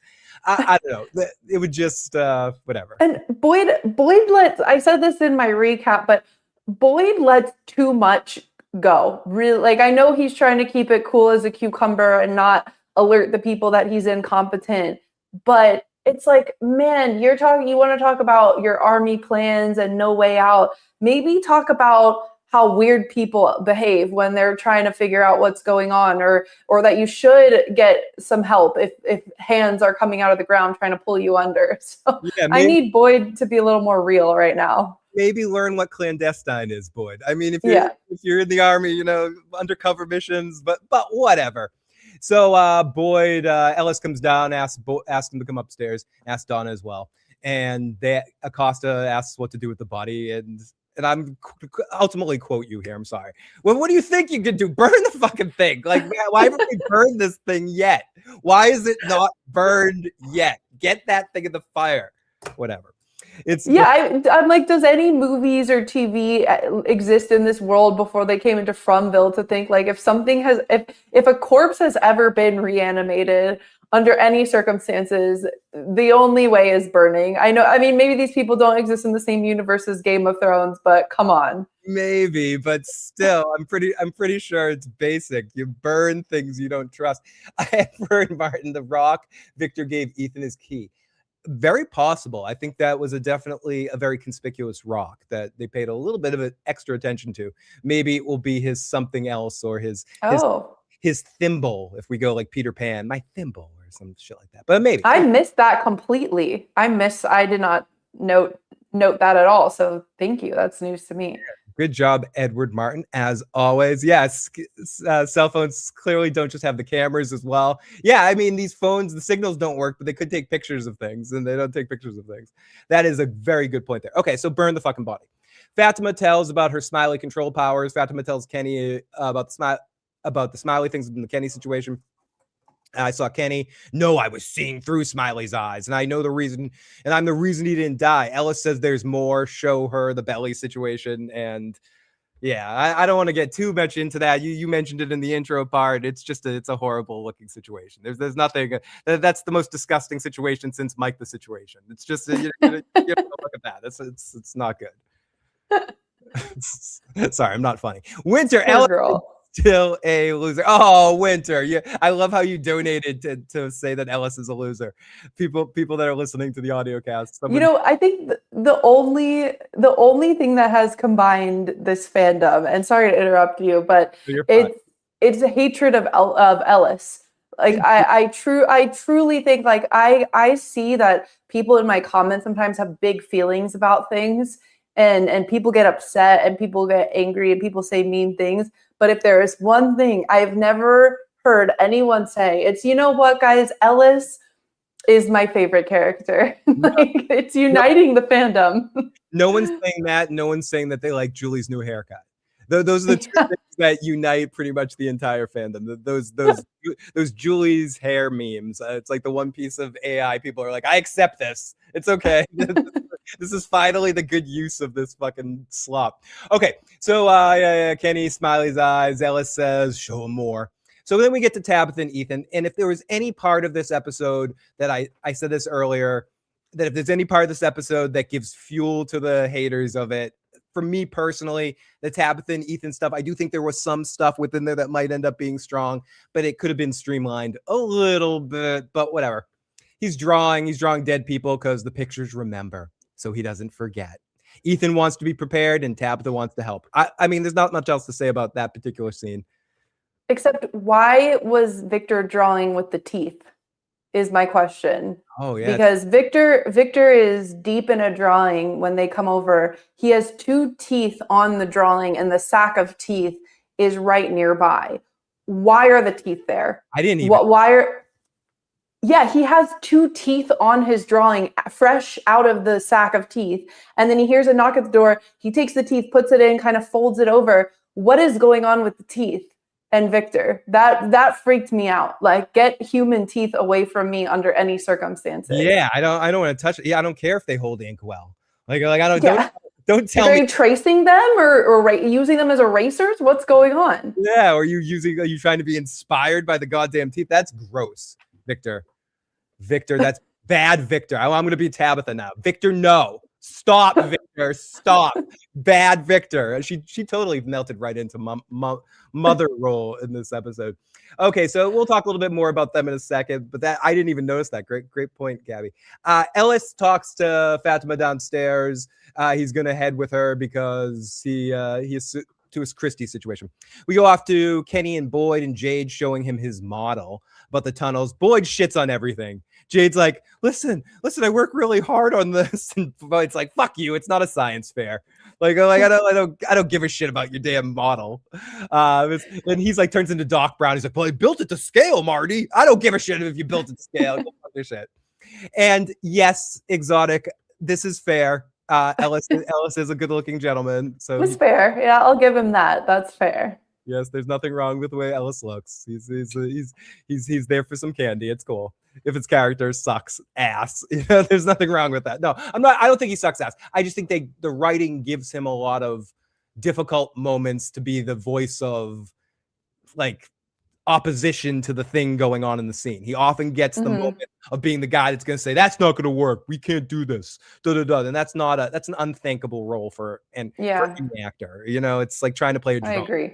It's like, you just can't, you can only do it so much.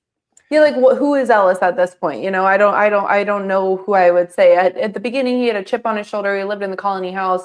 He was mad at his dad for killing his mom. You can't be that mad because it was to save your life. So there was tension and turmoil, and then he found love. And then I don't know. There hasn't been much going on with him from a character's perspective in a couple seasons. I guess he also painted, Gabby. You know, that's important. That is fair. He painted, you know. that with no technology, the people who can paint are like the bards, right? They're painting pictures, paintings, everything. Like that is how the From Bible history will get written. Yeah, the stories are being written in the pictures. So we go off to the whole model situation, Tony. We're in this scene where Jade's showing off his model and Boyd's shitting on everything. Jade says it's not a science fair, or not a science fair. Jade made some plans on a scale of simple to danger. Boyd looks at all these tunnels and says, we don't have a fucking plan. We have a turkey shoot here. We're stuck in fish in a barrel, and how many other weird metaphors can I throw out here? We're fucked. You're a genius. Come up with something better. And Jade says, maybe I'll build a hot air balloon. And right now, someone's making a theory video about how this is all going to end with a hot air balloon. But that's beside the point. But and Boyd says, great idea. Make the hot air balloon. Fuck you. So yeah, this was an interesting scene. Boyd is. I like that he's calling Jade out on all this bullshit. I think Jade is too results oriented without thinking about the fact that and Kenny calls him on it later, that he's not going to actually be one of the persons that actually does it. So it's easy for him to say, oh yeah, everyone do this. You do over here. You can do the situation. Boyd actually is thinking about people's survival. And this goes to what you were saying, Tony, with the Cautry thing, where the Cautry thing talked him out of how to protect people. It's like, no. You just have to, if you're making an omelet, you got to crack some eggs. People have to die. You got to shift wartime, not saving people time. But Boyd thinks about saving people, and there's nothing wrong with that. Well, he's a little off on it. And I would say, you know, Jade said this is not a science fair, but it is a science fair. Again, we have seen the World Fair stickers on the suitcase. The World Fair stickers that were on that suitcase was about future technology and how human beings will how human beings will engage in future technology and how they'll be able to contact aliens. When they showed the viewfinder made its debut at a World's Fair. And that World's Fair, when it made its debut was for how human beings are going to be able to live in augmented realities. And that's what that was supposed to represent. So when I hear him say that, I think he's missing the point that that's exactly what is going on here. It is a science fair. You're muted.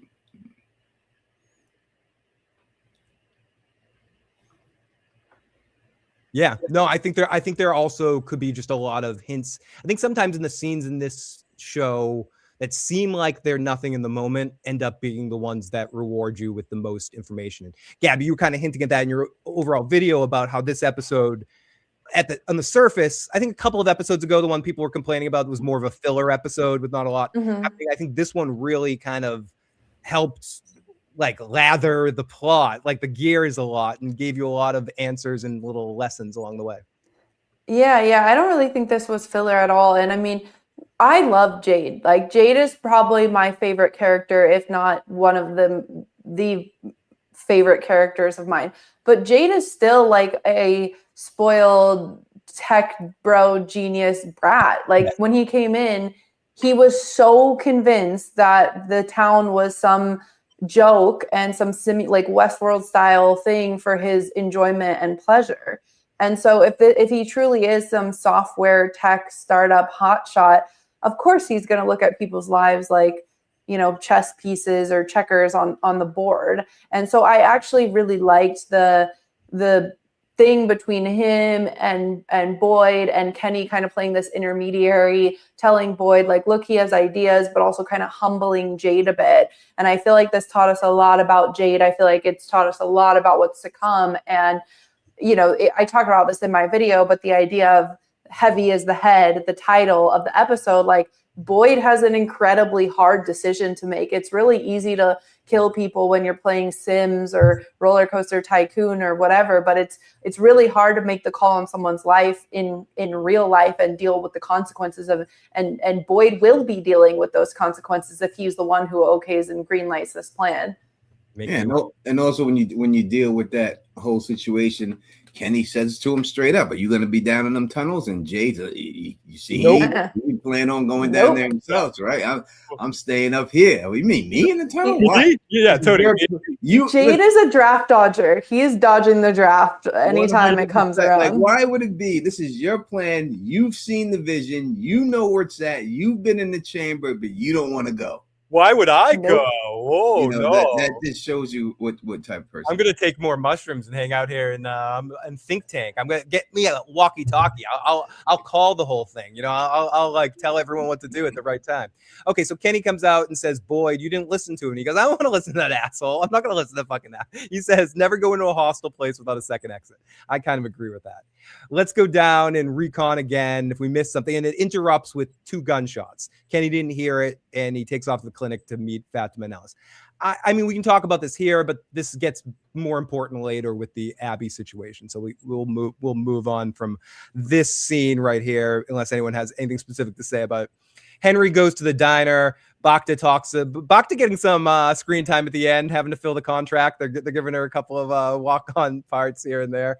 About to look in. They're all looking for info on the yellow suit guy.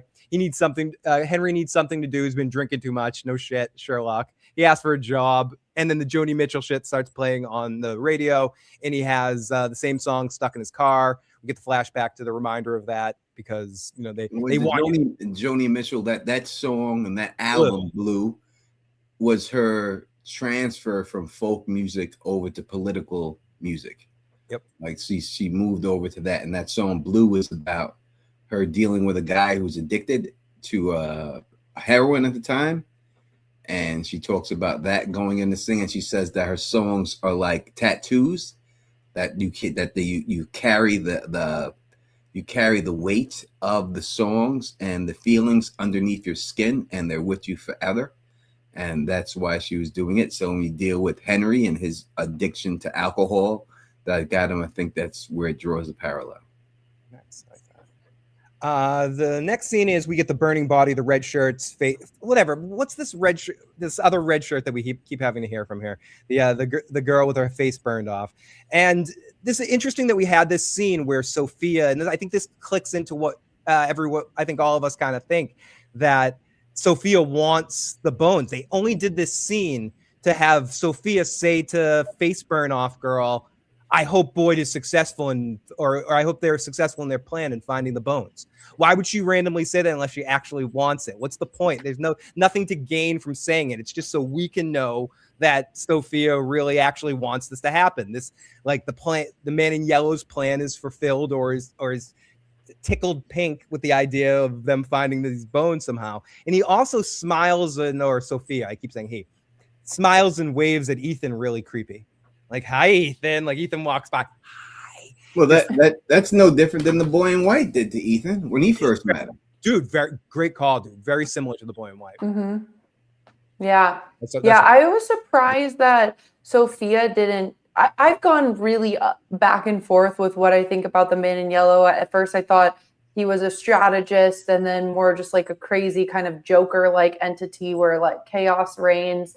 But I was very surprised when the face burn woman, whose name I can't recall either, is like, "It didn't used to be like this."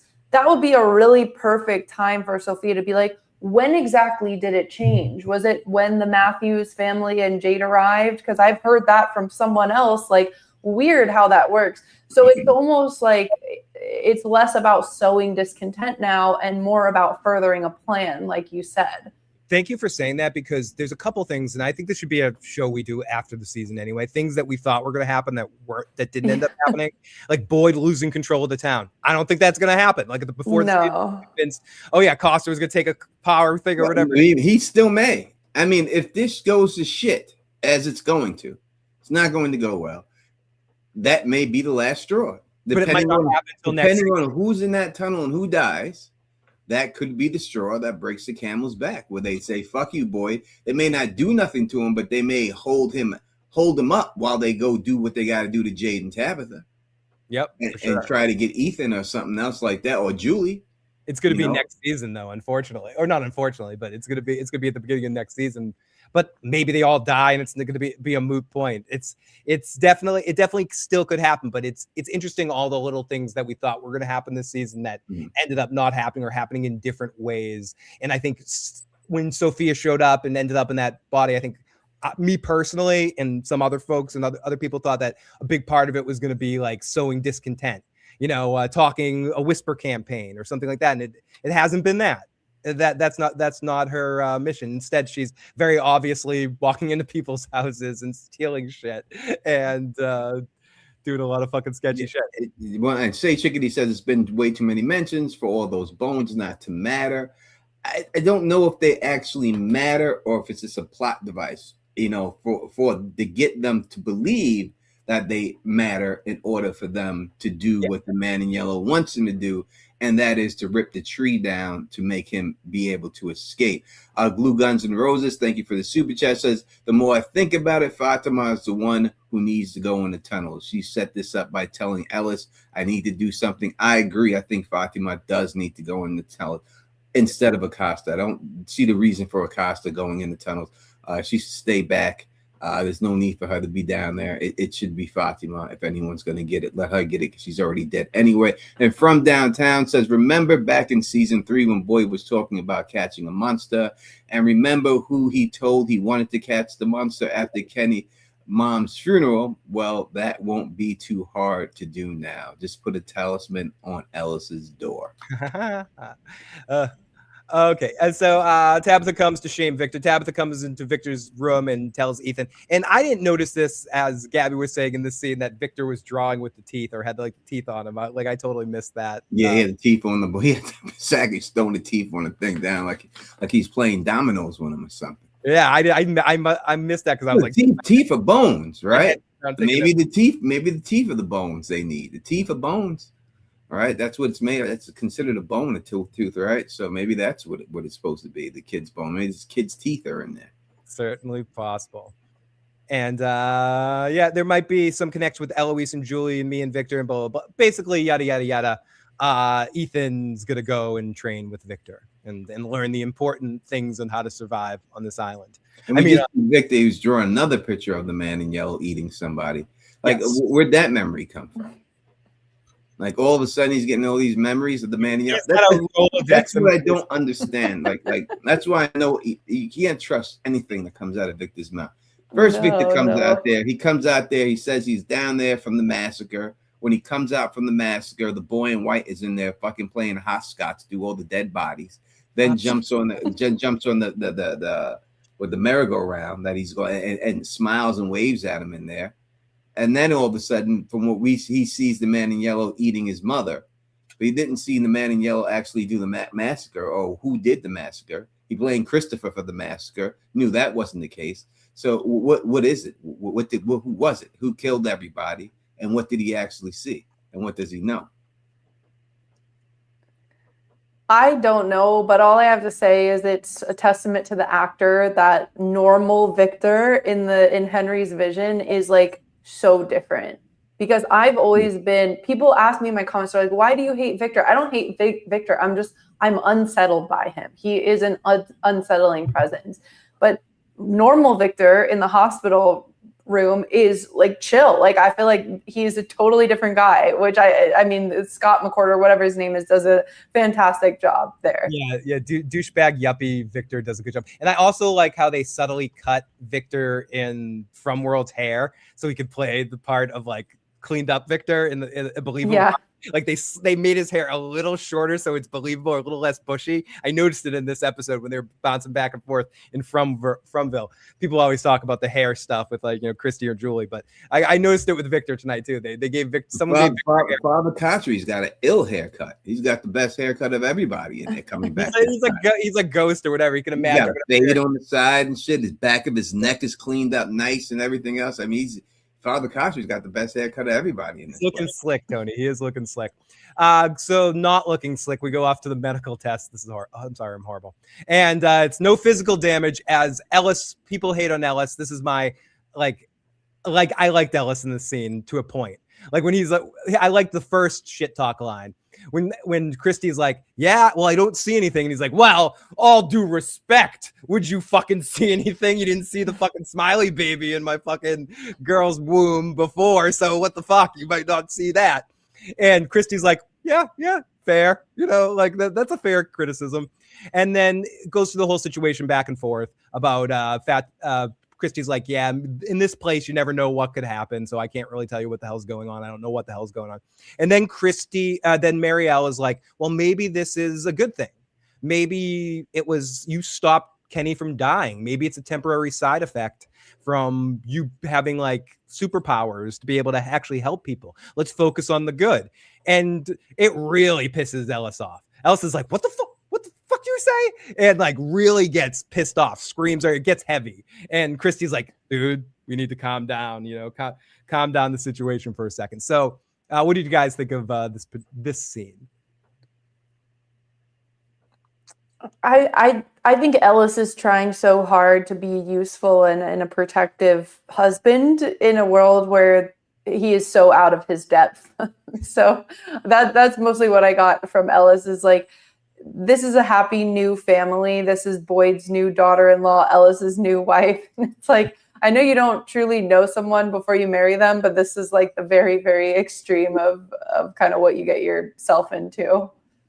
Yeah, you know, it's like Ellis, this is the same guy who's in love with this chick so much, but he didn't mind her kissing up on another chick in the place and everything when they were up in there, when Julie was trying to want to make out with Fatima. He didn't care about that. I can't have any love for any man who watches a man die and then runs out of the house when Roger is getting killed. And not only does he run out the house, he shuts the door behind him. He went full Shane from The Walking Dead. There's no need to shut the door, bro. Like out of everything, you're going to run out, just run out. But no, he ran out and took time to shut the door behind him and then kept running away while Roger was getting killed. So I got no love for him. That's it. It's a done deal. No matter what you do, it's not going to work for me, bro. Because you shut the door. You should have never shut the door. Yeah, I am with you. If you're scared, right? If you're scared of something, and I haven't been scared that many times in my life. Honestly, I'm a Capricorn. We just don't get scared. But I would think that you just run, right? You're running. You are physically conscious enough to turn around and shut. Like if you got to run out your house, you're running out the house and you're going to keep going when you have it straight away, right? That's just the way it's going to be. You're not going to just run out and then say, let me close the door behind me while you run out if you're that afraid. So he knew what the fuck he was doing. I can't say give him the fear pass on this one. You know what I mean?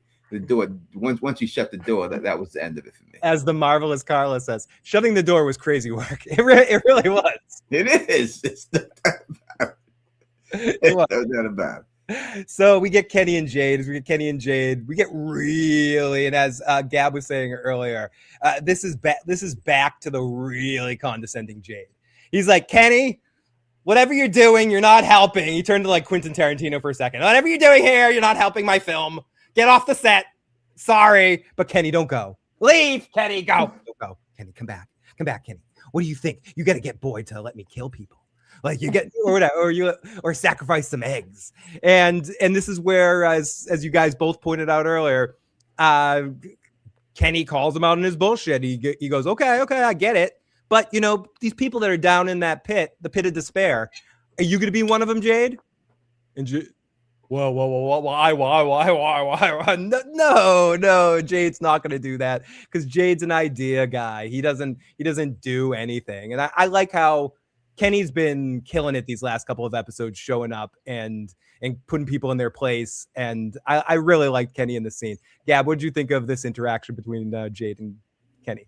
Yeah, I mean, Kenny just did one of the most badass things that any character has ever done in this show. So I think the fact that it gives him legs to stand on, right? Because I feel like if the last interaction or if the last thing Kenny did was tell Jade he was a youth sports coach it's easy for someone who is as egotistical, and I love Jade, I freaking love him, but it's easy for him to dismiss him of like, oh, you're not smart enough. Okay, well, Kenny is a Gryffindor, right? Like Kenny is doing that brave shit that very few people are doing.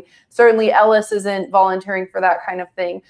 But I do think there is something to be said. Like Jade is a genius. He's smart. I mean, some people think Jade is your point. He's also Slytherin, so he's an asshole. He's a Slytherin. Yeah, my boy is a Slytherin, and I don't think Jade should go down in the tunnels. What are you? Me? I'm a Slytherin. I'm a Slytherin. I'm actually a Slytherin too. With Ravenclaw tendencies, I'm definitely not a Gryffindor. I'm not brave at all. I have no problem admitting that.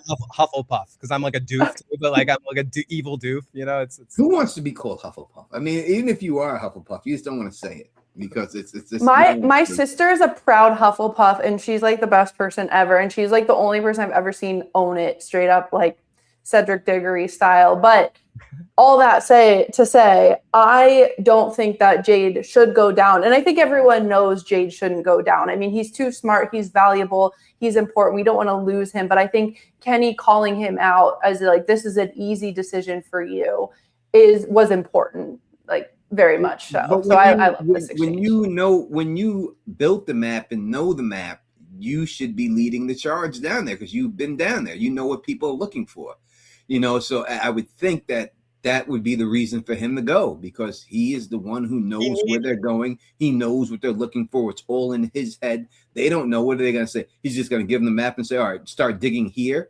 He should be the one down there for that reason. It should be Jade and everything. And all the people in the chat, but your blasphemous Acosta should go down there. Just stop that bullshit. So like if Acosta had to create her perfect man, like an avatar, the Don Tony Teflon would be it. Never. Accurate. Leave that woman alone. I was there. Accurate. Leave her alone. Leave her alone. Staying right where she's at. You keep that perfect representation of logic right there. Okay, so Christy and Boyd, he tells her he's been lying. We talked about this scene in the intro. We don't have to talk too much about this. Boyd and Christy and the tremors. No, I mean, I think we really broke that down in the intro, but that's when this scene happens and Boyd tells her that he's been lying. And Christy says, well, there's nothing I can do. Thanks for telling me everything. I told you to tell me everything, but there's shit I can do. Moving on. Yeah, I mean, when you deal with the tremors and stuff, we know this place feeds on nightmares. Maybe Boyd's biggest fear is to get what his father had, right? So I know they're saying that they manifest themselves when people are dead, but maybe that's why he's getting it, and that's why they're making him heavy because he fears to get what his father has. Tony, I never thought about that, and I actually really fucking like that. Because some part of me thinks that when Boyd snaps out of this, he's not going to be as bad as he is in this place. And that could be one of the reasons too. He's stuck in the nightmare of not wanting to have what his father had. I like that a lot.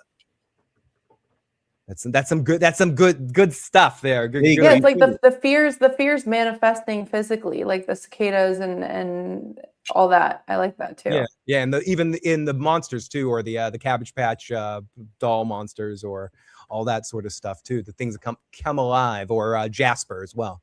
So Sophia not being conspicuous at all. Gabby and I were talking about this a little bit while you were away, Tony. Sophia's in Boyd's office. Sophia's in the Matthews house. Sophia's sniffing here. She's sniffing there. She's sniffing everywhere. She's in the back of shots looking like the most creepy, cringe individual on the side of the planet. How does no one notice her?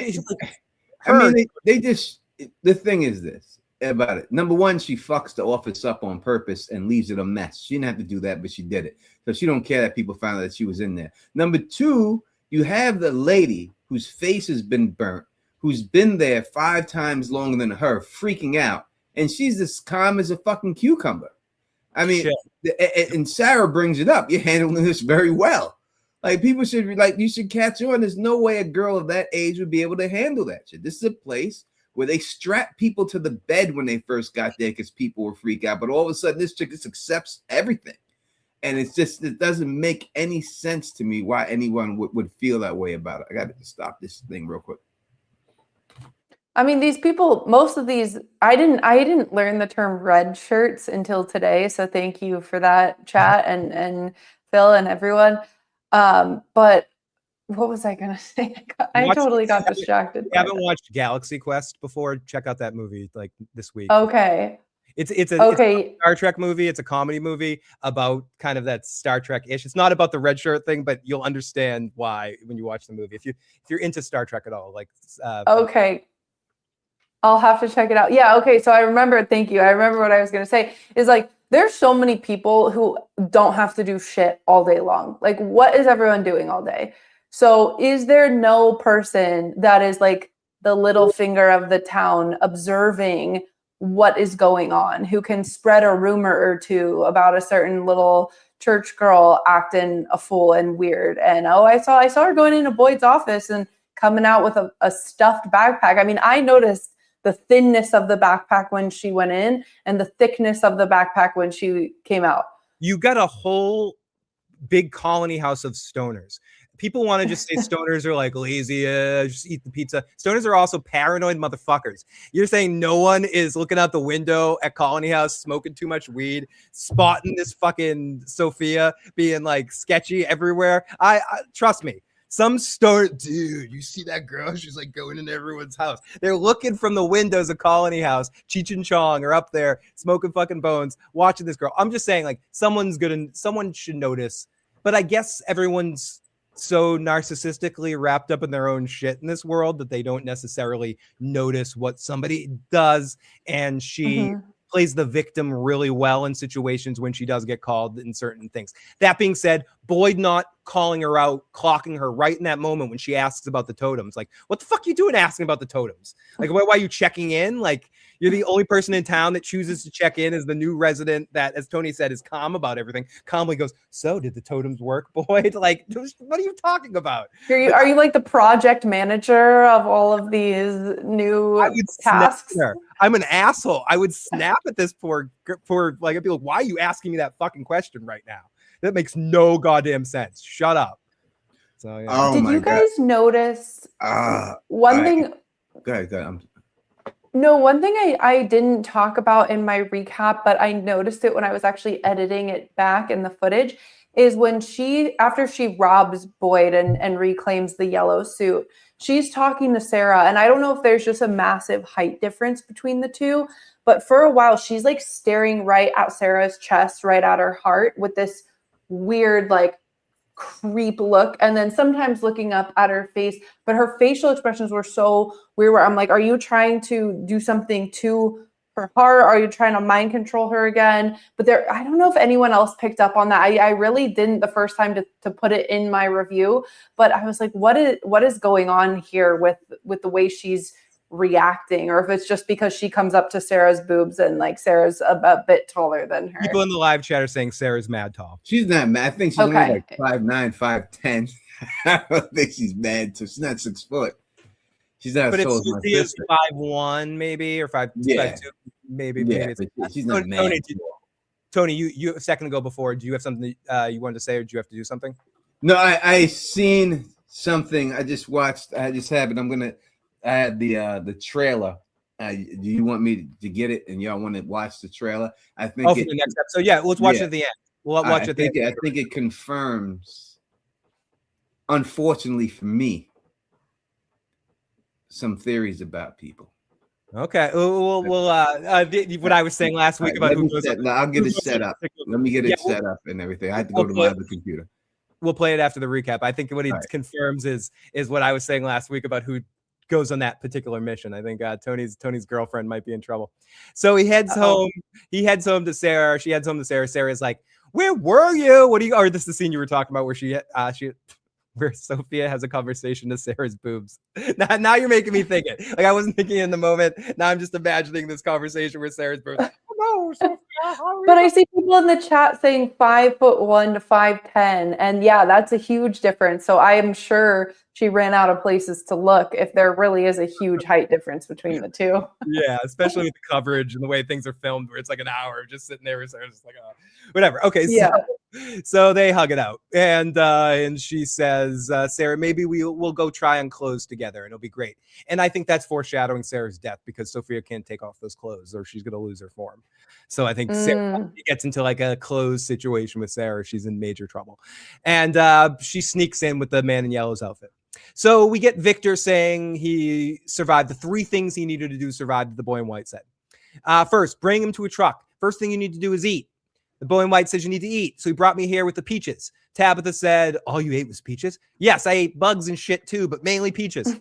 And I figured out how to open cans. And this is the rock thing, Gabby. Okay. Rock. This is how I open cans. Bam, bam, bam, bam. Bam, Victor, open rock.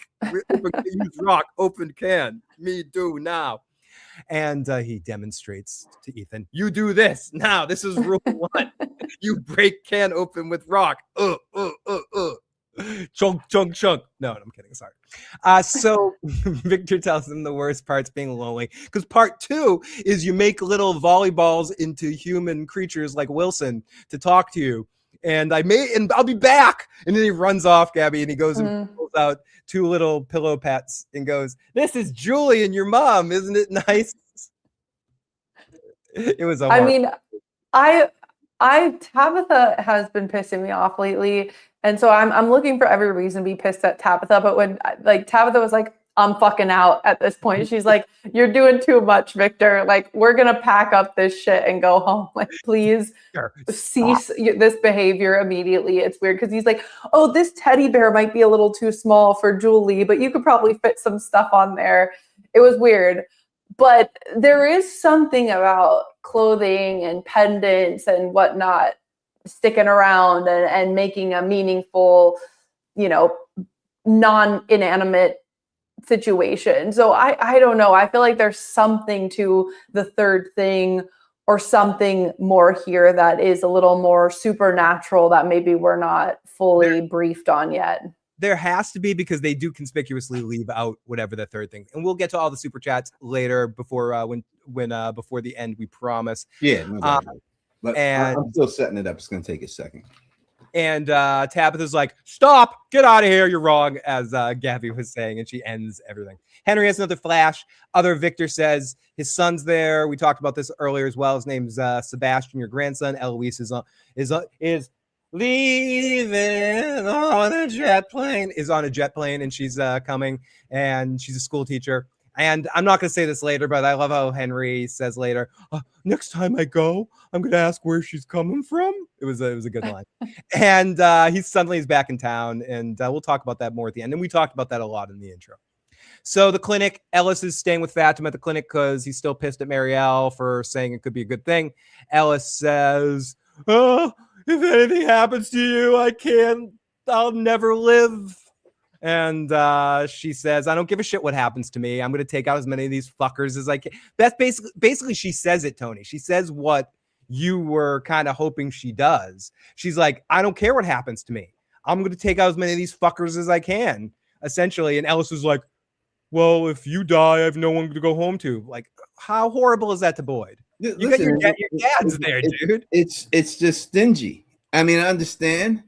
But you got to look at the situation you're in right now. And the situation that you're in is that when it's all said and done, to think that everyone's going to make it home. Obviously, you want your girlfriend to make it home and everything else. But this is, again, secrets that are being kept that shouldn't be kept. If you're my doctor and my blood pressure and this is a certain way, you better tell me. You don't just keep that to yourself. The whole thing she stressed, beefing with a girlfriend, basically saying, just change the sheets. I'm her doctor. I'm the one. You're not the doctor. Basically, well, if you're going to be a doctor, be a doctor. And a doctor's job is to break hard news to patients. You can't have a disease in your body and the doctor says, well, they keep it to themselves. We'll let them know that. You got to let them know so that they know their options. And you're not being a real doctor by not letting her know her options, saying, listen, Fatima, maybe the device is wrong, but from what we're seeing, your blood pressure is this and this is this. You should not be alive right now. There's something going on with you. You got to say. So that way she knows her options and she's like, listen, I'm going out. Let me go out on my own terms. Don't hide this from me. So I think that the character herself, after she is not a love interest with Kenny has gotten boring. I don't think she's been good ever since then. Ever since Mariella's came, her character has done nothing but get his foot stuck in the bear trap. And there's nothing else I could say that she's done. And misdiagnosed, great doctor you are, Fatima being pregnant. You ain't done shit else besides that.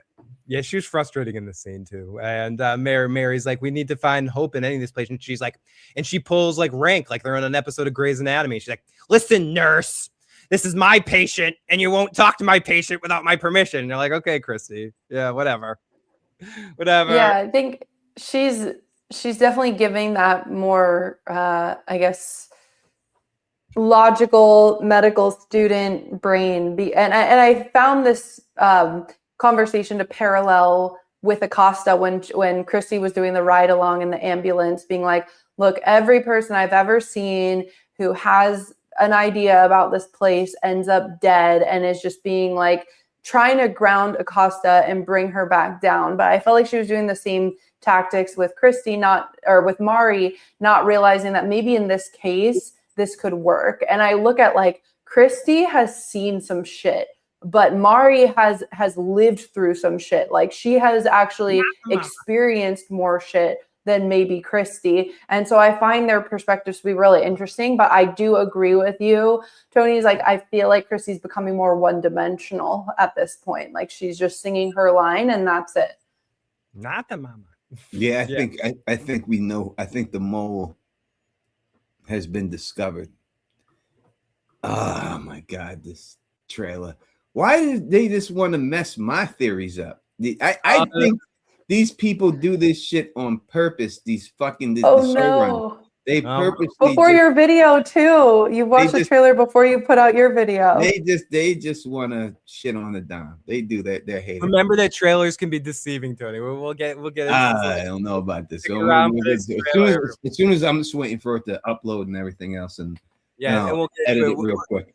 We're almost done with this recap as well. So I think the timing should I will show the trailer. I promise you, I'll show the trailer. Not only will I show it, I'll show it in 4K quality.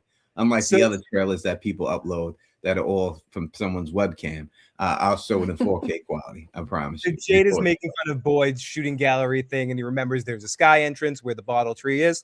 Boyd and Kenny are seeing stuff missing in the office. Boyd says to Kenny, someone was in my office. Yellow suit is gone. Kenny's like Captain Obvious. Oh, what's going on? Something's missing. And Kenny's like, why do you steal the suit back? And Boyd's like, I don't know, Kenny. Well, he just got sick of being naked in the woods. What the fuck does it matter why he stole the fucking suit? The suit's gone, Kenny. It's fucking gone, dude. I love how Boyd says the word Kenny. Kenny, you're a fucking idiot. Yes. Pam is always Tony. My daughter said you sound like Boyd. A lot of people say I sound like Boyd for some reason. I don't hear it, but hey, he's from Brooklyn, so it's close enough to Queens. It's a compliment. He's a professional. I'll take it. I ain't gonna say nothing wrong with it. I'll take it. I'll take it. As Jade says, forget about the suit. I know how to get out of the situation. So Sophia heads into the Matthews house and grabs a cup and smells it. And Ethan's drawings and piles them up quick. We talked all about that as well earlier, about the smelling and whatever that could possibly mean. And Gabby, I think it's just, do you think there's any meaning to it? Or does anything pop in your head about the meaning of the smelling? Or do you think it's just an affectation of some sort? The only thing I can think is, I have, in my recaps and in my videos, I talk a lot about how I'm frustrated with the boundaries of the Man in Yellow's magic system and where are the limits. So I don't know if there needs to be some smell of Ethan to get his DNA to become the voice of the dead brother who died as a baby and is now trying to be him. So that's a lot, right? Like I fully agree that explanation is a lot, but it's the only one I have. So she knows where they fucking live. So it's not like she's smelling them to be like, is this the Matthews family that lives here? So I'm kind of inclined to just agree with you, Phil, that she's weird and being odd. I like smelling things. Yeah, it's playing for the camera a little bit. Okay. So Ethan, Tabitha, and Victor finally come to something. Tabitha shows that she is mother. Tabitha tells Ethan to come home. Ethan's like, but Miranda and this and that and another thing. Tabitha says, this is different. Jade and I have we have dreams to remember. We have the answers. We know this shit. She tried. She did all this so that we could remember and do things. And Victor, I came back for you too. And I'm taking you home. I'm taking you all home. I'm both of your mothers. Come here. We're all going home.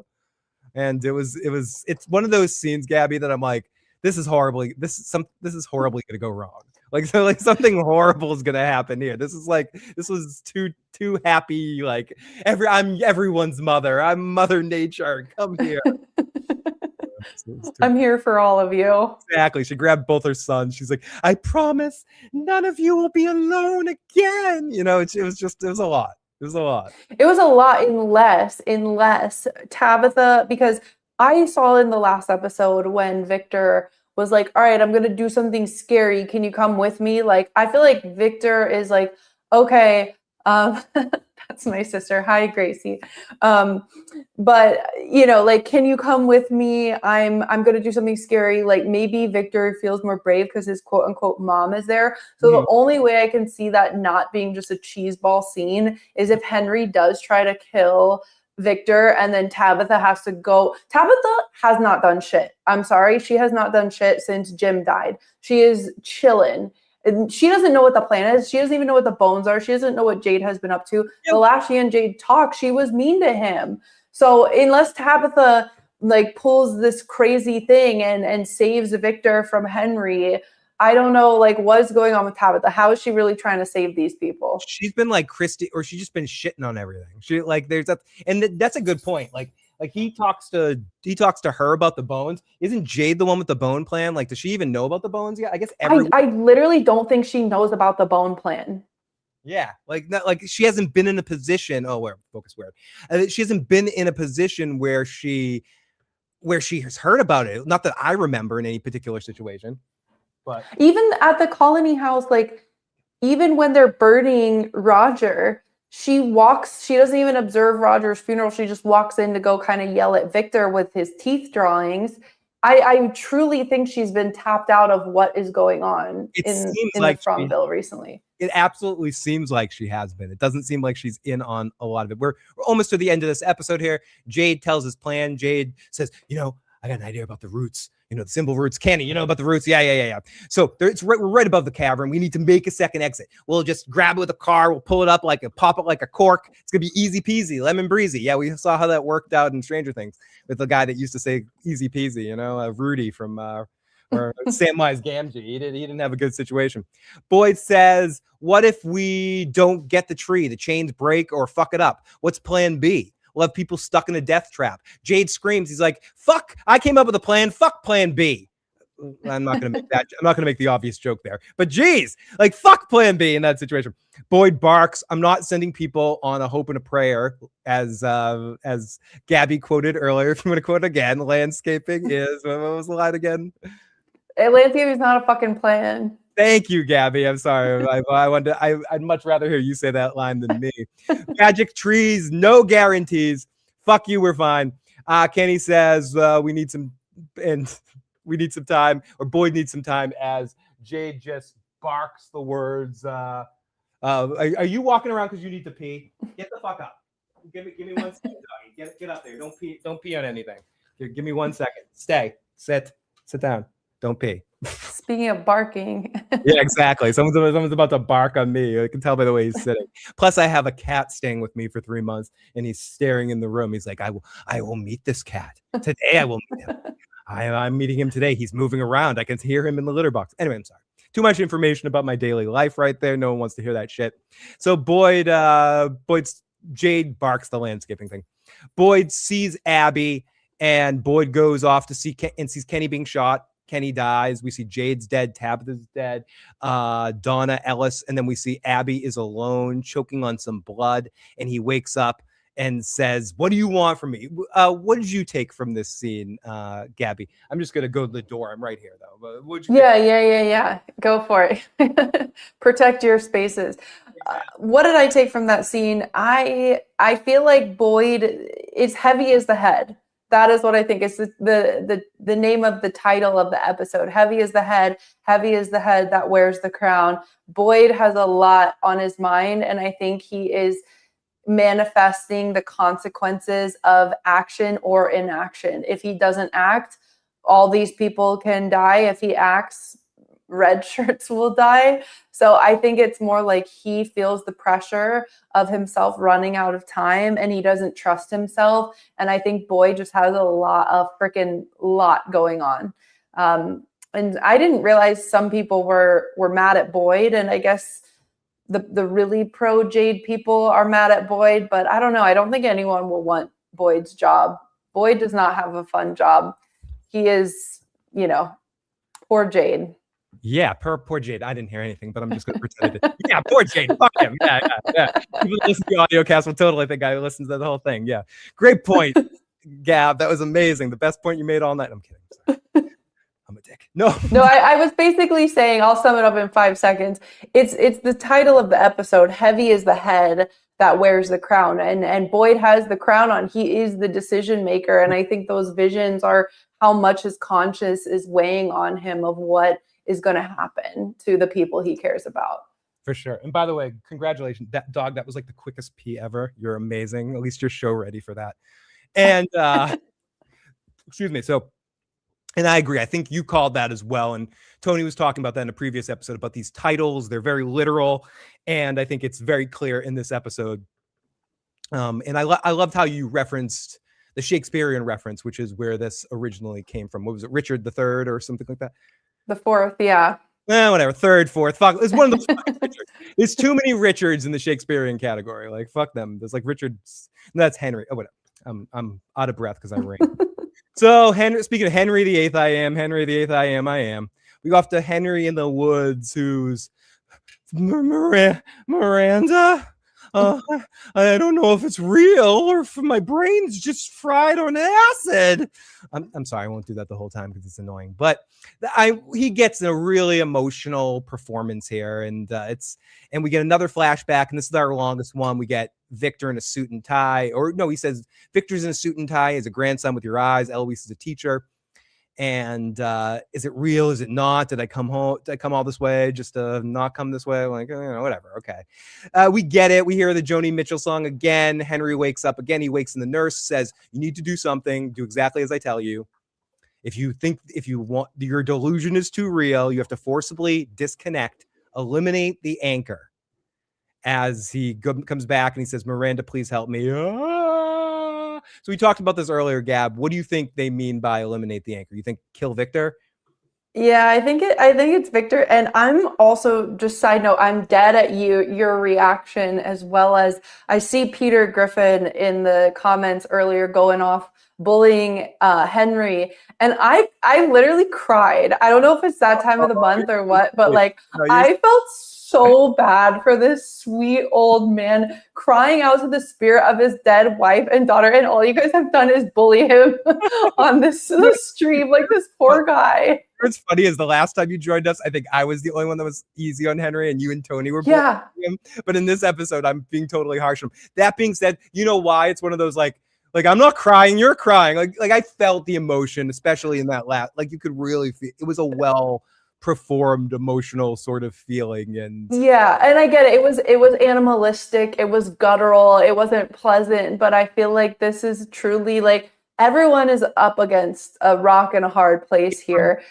So I felt really bad for Henry, and I do think the eliminate the anchor, I'm very pro on that being Victor, perhaps Tabitha, but mostly Victor. I think that would create the biggest conflict. The emotional was very much saved by the I'm so excited. I'm so excited.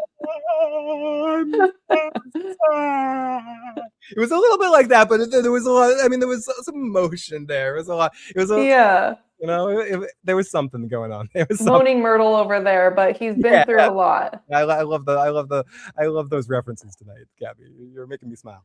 Okay, so the clinic, Fatima and Christy and Marielle are talking. Christy's doing typical doctor stuff, which really annoying Marielle. And she's like, so your heart rate, this is that. Yeah, this is okay. This is okay. And Fatima doesn't want to hear any of it. She keeps turning over to Marielle and going, well, what about, all the stuff you were saying? Do you have any ideas? And Marielle's like, oh, I'm not allowed to talk. And then finally she's like, well, I got a couple of ideas. So we got a couple of things. And Christy brings her aside and says her heart rate's 19 beats per minute and her blood pressure is like 50 over 20, which I'm no doctor, but I know that's pretty shitty. So, so yeah, we talked about this excessively. I love your optimism that maybe Fatima might not be turning into a monster, but it certainly seems so. It definitely seems so. Would you be happy if, I mean, would you be bummed if that's where the story went? Like, do you like that as a, I mean, I honestly think, but what you and Tony were saying earlier, I like the way you guys have positioned it, where she's like leading the fray, kind of like into the breach. She's going down with a fight, and it allows her to redeem her character. I like that. Then Yeah, just, I like yeah, that. go ahead. It's sort of like digging up a turd and polishing it a little bit. Like ultimately, I think one of my biggest wasted talents on the show, or wasted talents meaning like a waste of her character, is Fatima. I just feel like they had a lot of possibilities. They could have gone in a lot of directions with her. I don't like everything that they've necessarily done with her character. So it's almost trying to take the remaining parts and cook a good stew out of the shit in your refrigerator. So would I be happy with that? I feel like they missed the opportunity to take her out through the Smiley situation. I think if they had done that right, that could have been an excellent way for the character to have said goodbye, and could have actually facilitated some more Ellis stuff. I don't know, but so would I be happy with it? I don't know. I'm not fully happy with anything with Fatima, if I'm being honest. I missed season 1 Fatima. I feel like they had the idea. She was so cool. And like mini Donna in some ways. I'm not the weed dealing. I know I'm like a broken hippie record sometimes with the weed, but I thought that was a good element that made her interesting and different. Her whole vibe with Julie and her personality, the way she was sort of queen bee in the situation. I don't know. I thought they could have gone a lot of interesting directions with Fatima's character, and they chose to go a different direction that I personally am not the biggest fan of. Yeah, that's fair. That's fair. I it would be a good way for her to go out if the show can pull it off. Yes. I agree. But ultimately, I think they bumbled this ball personally, but because I think it's an auxiliary character that doesn't have probably ultimately much to do with the finality of the story. So those are the characters that you get some sort of flexibilities with that you don't always fully flesh out. But whatever. Speaking of someone that hopefully they will fully flesh out, Tabitha gets a phone call. The minute she gets home, she gets a phone call. It's Thomas. Come to the RV or Julie and Ethan will get it. So Boyd meets I forgot about this. He meets Ghost Cautry. I mean, we already talked about this. Ghost Cautry says, none of Jade's plans will ever be good for you. I had enough. Tell me something. Get over your wife. Nothing you could have done could have saved her. Accept it, motherfucker. You're not in peacetime. It's okay. You killed Abby to save Ellis, and you need to let people die.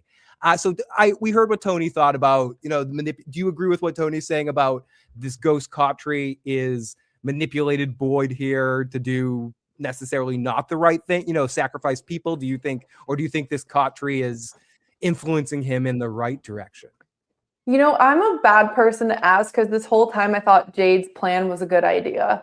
So now I doubt everything. Like, it's kind of like Elgin said, that the town throws so many lies in front of you that you doubt.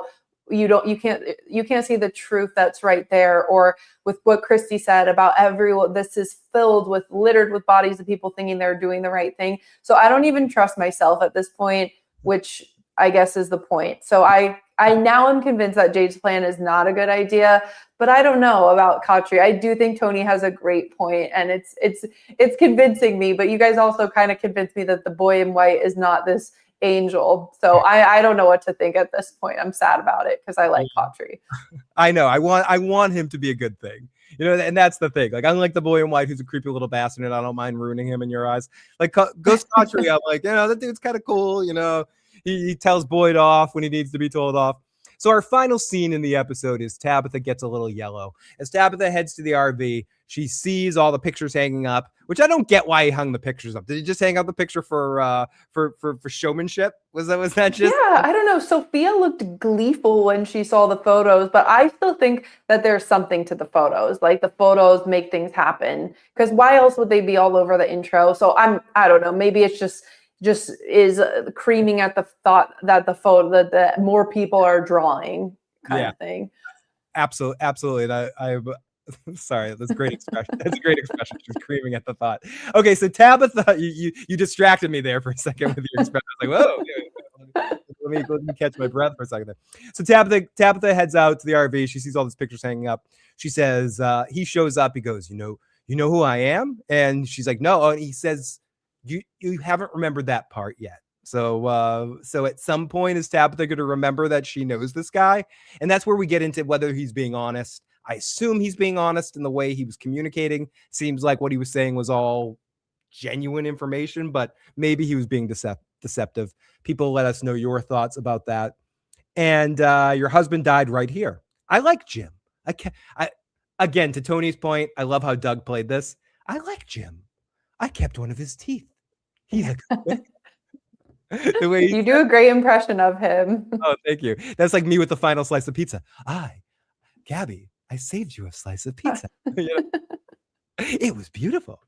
It was tasty. Okay, she asks if there was if he's there to kill her, and she's like, and he said no. You're like my closest friend if I had friends, or the closest thing I've had to a friend. I think he says, I'm not going to kill you, not yet. He does say not yet. He says, you and Jade are doing so well. I wouldn't dream of killing you. You're just too much fun. And you're going to do something new. You've played this game so much, but digging up those bones, you might have finally found how to set the kids free and get your kids free by bringing your kids home. That's a lot of kids. You're going to unleash suffering that no one could ever possibly imagine. He didn't do that with his voice, but it seemed appropriate. And imagine this is, and then he says, it's going to be very nice. It's going to be special. And then he says, well, let me take your hand. I'll see you real soon. I've missed you. And then he hums a tune as he leaves. Gabby, what did you make of all of this fuck?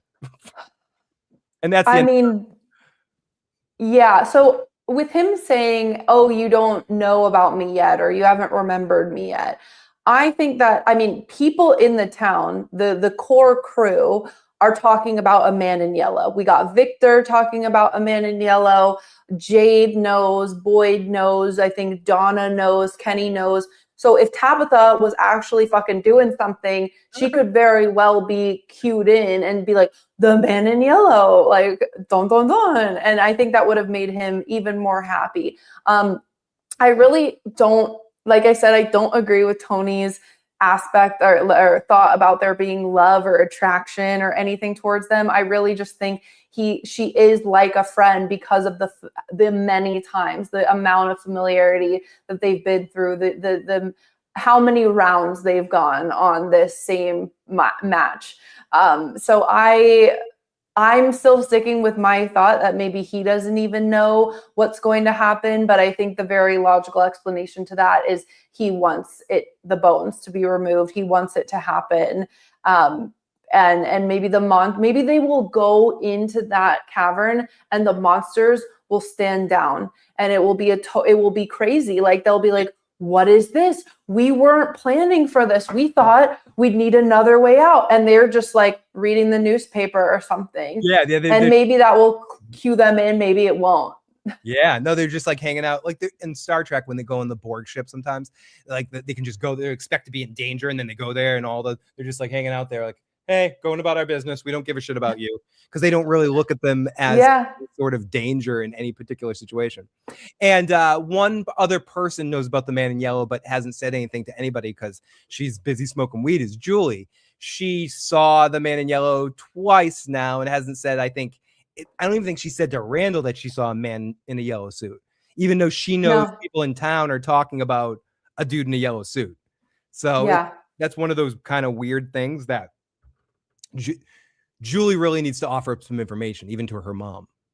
Yeah. Of like, hey, I've been doing this weird thing and I saw some guy, like, I always say this, but just munching on a liver, like a cotton candy, corn on the cob. Like, this might be important in our detective work here. I'm such a horrible. It's just an example of people talking to each other. Creaming, munching on that liver over there. It's just a whole bunch of shit going on. People in the live chat, now the phone lines are back open. Excuse me. If you want to call in, 781-990-8509. Again, that's 781-990-8509. Tony will be back in a few minutes and we'll get into this trailer. We'll take a few more of your calls and watch this trailer and break it down a little bit.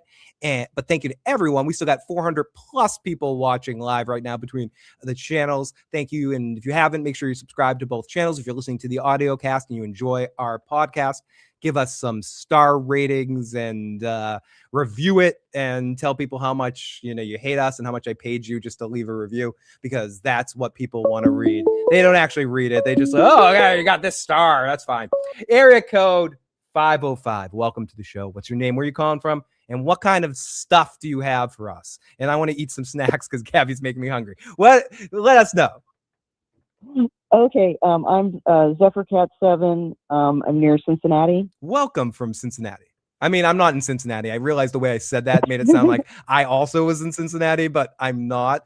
But I do like the band. I'm from Cincinnati. Oh, you are originally? Mm-hmm. I was born in Cincinnati. Okay. Cool. All right, so I got a kind of a crazy theory about Eloise. Please do it. And the whole and the other thing I just wanted to mention too real quick was okay, so you know how the nurse lady at the nursing home or whatever she was, how she was saying to Henry that he needed an anchor? Yes, need to destroy the anchor or whatever. Need to find the anchor, destroy the anchor. And I think that that choice of word is specific to the song Blue, because in the first verse of that song, she says, songs are like tattoos, I've been to sea before, crown and anchor me, or let me sail away. Yeah, no, so I think that's why. For sure. I think that song has so much actually to do with it. I noticed that too, because I was looking at the subtitles and they showed like the first few lines of the song and it kind of connected with that too. Great point, caller. Okay, so here's what gets me about the whole. This is totally out there. You're gonna think I'm crazy. Okay? I already think you're crazy. No, I don't think I don't think you're crazy, but you're fine. You're fine. We're all crazy. We're literally up talking about a television show for 3 hours there. We're all crazy. Right. No, you're right. Okay. So I think that Eloise is Donna. You think Eloise is Donna? Yes. Okay. Here's what did it for me. So you agree, Eloise, when we see them as little kids, she's what, maybe a year or two older than him? Yes. They're close in age, right? Yeah, close. Yeah, we can see that. Okay. So when they're at the nursing home and Victor tells Henry that he's at the Eloise is getting on a plane and she's coming, right? You're fine, Gab. Either way. For some strange reason, as soon as he said that, I was thinking, okay, now who are they going to have as the actress in this, fantasy world? Who's going to come in and play Eloise? And it just clicked for me that it was going to be Donna. And so what I think happened is that when Miranda, went to the bottle tree, and of course we know Smiley killed her, but I think that Eloise, I think that she did get into the tree, and I think she did come into the real world, and I think that she got like adopted by a family or something, and so she doesn't know, and like it was such a traumatic experience, like she blocked out all of that out of her mind, right? Anyway, and then she's in a car with her sister or whatever, like everybody else, gets sent to Frumville. Yeah, I think and so that's the reason Donna doesn't know Victor is her brother, because she was adopted and she's got like amnesia about that place. Very I interesting. told you it's crazy. No, it's not too crazy. And thank you so much for the call. I don't think it's the most crazy thing I've ever heard in the world, Gab. I think it's fun. I can see where the person's coming from, and that's why Donna sort of found her way back. And Gab, eat away. It's not like it's an ASMR thing. Like, as long as for me, it's the hearing. I mute myself. As long as you're not, no one cares. Like, if I can Well, eat. last stream we were on, part of why I had to go was it because I was so hungry. I felt like I was gonna pass out. Yeah, it's like and for dinner time. Like right now, it's like 7:30 for you. Yeah, so I brought snacks just so that I would have more stamina. We'd rather you stay on longer and eat. I'm sorry. It's going to take 10 minutes to upload it. Oh no, it's fine. We're done with the recap. We'll take some calls for 10 minutes before we get into, and then we'll end things on the trailer for next week's episode. And yeah, that's if anyone else wants to call in, 781-990-8509. Let's catch up on some super chats if we haven't I don't think there's some we probably haven't gotten to. Let's check out this one. I think Sarah will be the person that figures out, and thank you so much, The Truth 5717. I think that Sarah will be the person that figures Sophia out. She's the only one skeptical of her. I was saying this during the recap, and Tony, I'm curious what you might think about this. Sophia talked to Sarah about changing clothes and going to change. I think that's when Sarah dies. When they go to pick out clothes because Sophia can't take off the outfit. Do you think Sarah makes it out this season, or do you think Sophia kills Sarah? I hate to think that Sarah's going to die. I really do. But I do think that they need to kill some of the main cast. So I think that Sarah could be the one. As for figuring it out, she could get too close and have it and then get killed before she can tell it. Yeah, but that's kind of what I'm thinking. But I think that when it's all said and done, that Miranda, Tabitha, when she's driving into town, those two girls, one of those girls is going to be Sophia. And I also think that Akasa has a good shot of uncovering a picture of her. You saw the trailer, it's cheating now. Why the fuck? No, nothing like that is in the trailer. Good. I was curious the way you said it before. I thought I don't cheat. I thought there was some Acosta stuff going on there. Why the fuck is Boyd's sheriff station not locked when he's not there? He literally kept the bullets and his personal stuff there. Gabby, what do you think about this one? Crazy work. I mean, he's losing it. He's losing his nerve. I expect military precision from this man, but I'm not in this demon nightmareville, so I don't know what I would do in that situation. Lock your fucking doors is what you do. Lock your door. You lock your fucking doors in the demon house. I mean, the first episode was Boyd yelling at that guy for not locking up his windows with a kid in the house. So that's what I'm saying. Yeah, dude. Lock your door. He should have smacked Henry the way he smacked that guy and got some sense into him. That's what he really needed. When Henry was doing all that singing shit, he needed to smack him in the face and get some sense into him. And then maybe he wouldn't be susceptible to the stuff he's being susceptible to if he would just did that, if he would have smacked him and stuff. So I think he should have smacked his ass. And sorry if we've doubled up any of these that I'm not sure because I'm just going through them.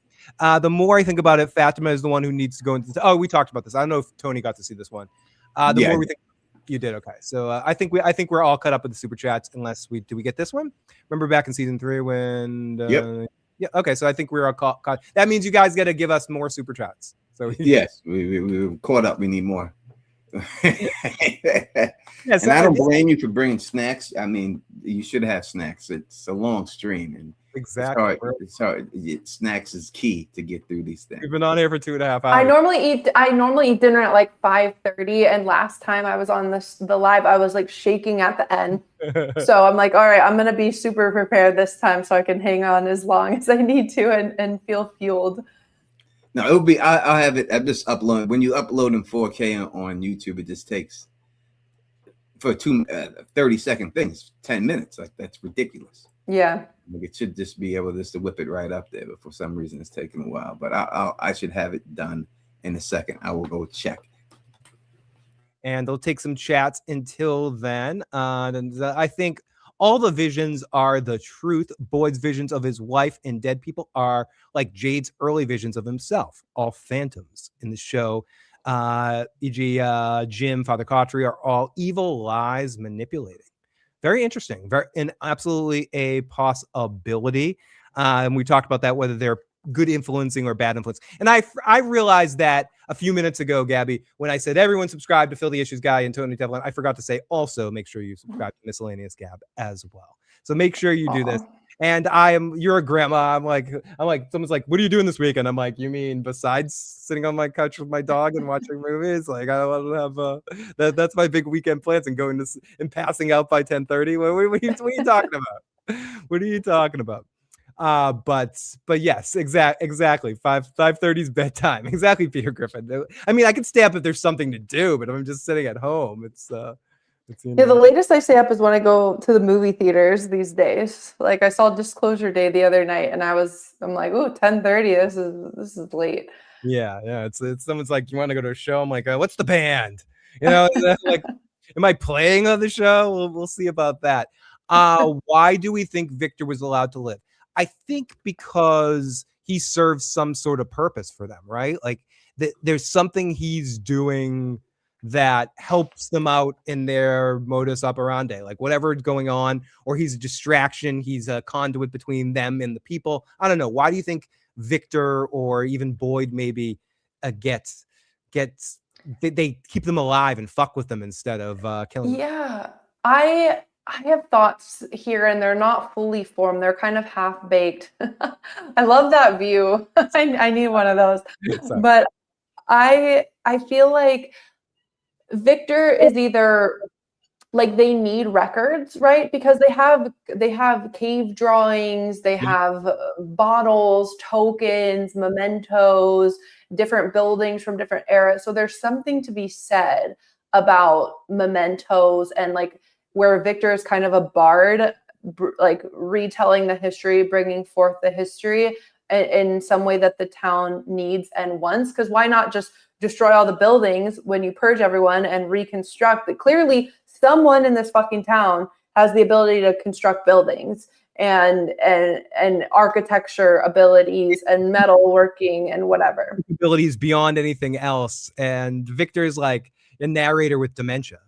Yeah, exactly. Like it'd be one thing if we were still living in the time where everything was built out of bricks and clay, but no, they have 50 style diners with the stools and whatnot. So either that, but an idea I've been toying with lately is we've seen time accelerate when it comes to the boy in white. We've seen him turn from a boy to a teenager in a very short amount of time, a few weeks or months. He's aging years. So I kind of wonder, maybe this is the third thing, if Victor hasn't truly been alone for like 40 years, 37, 30, whatever years.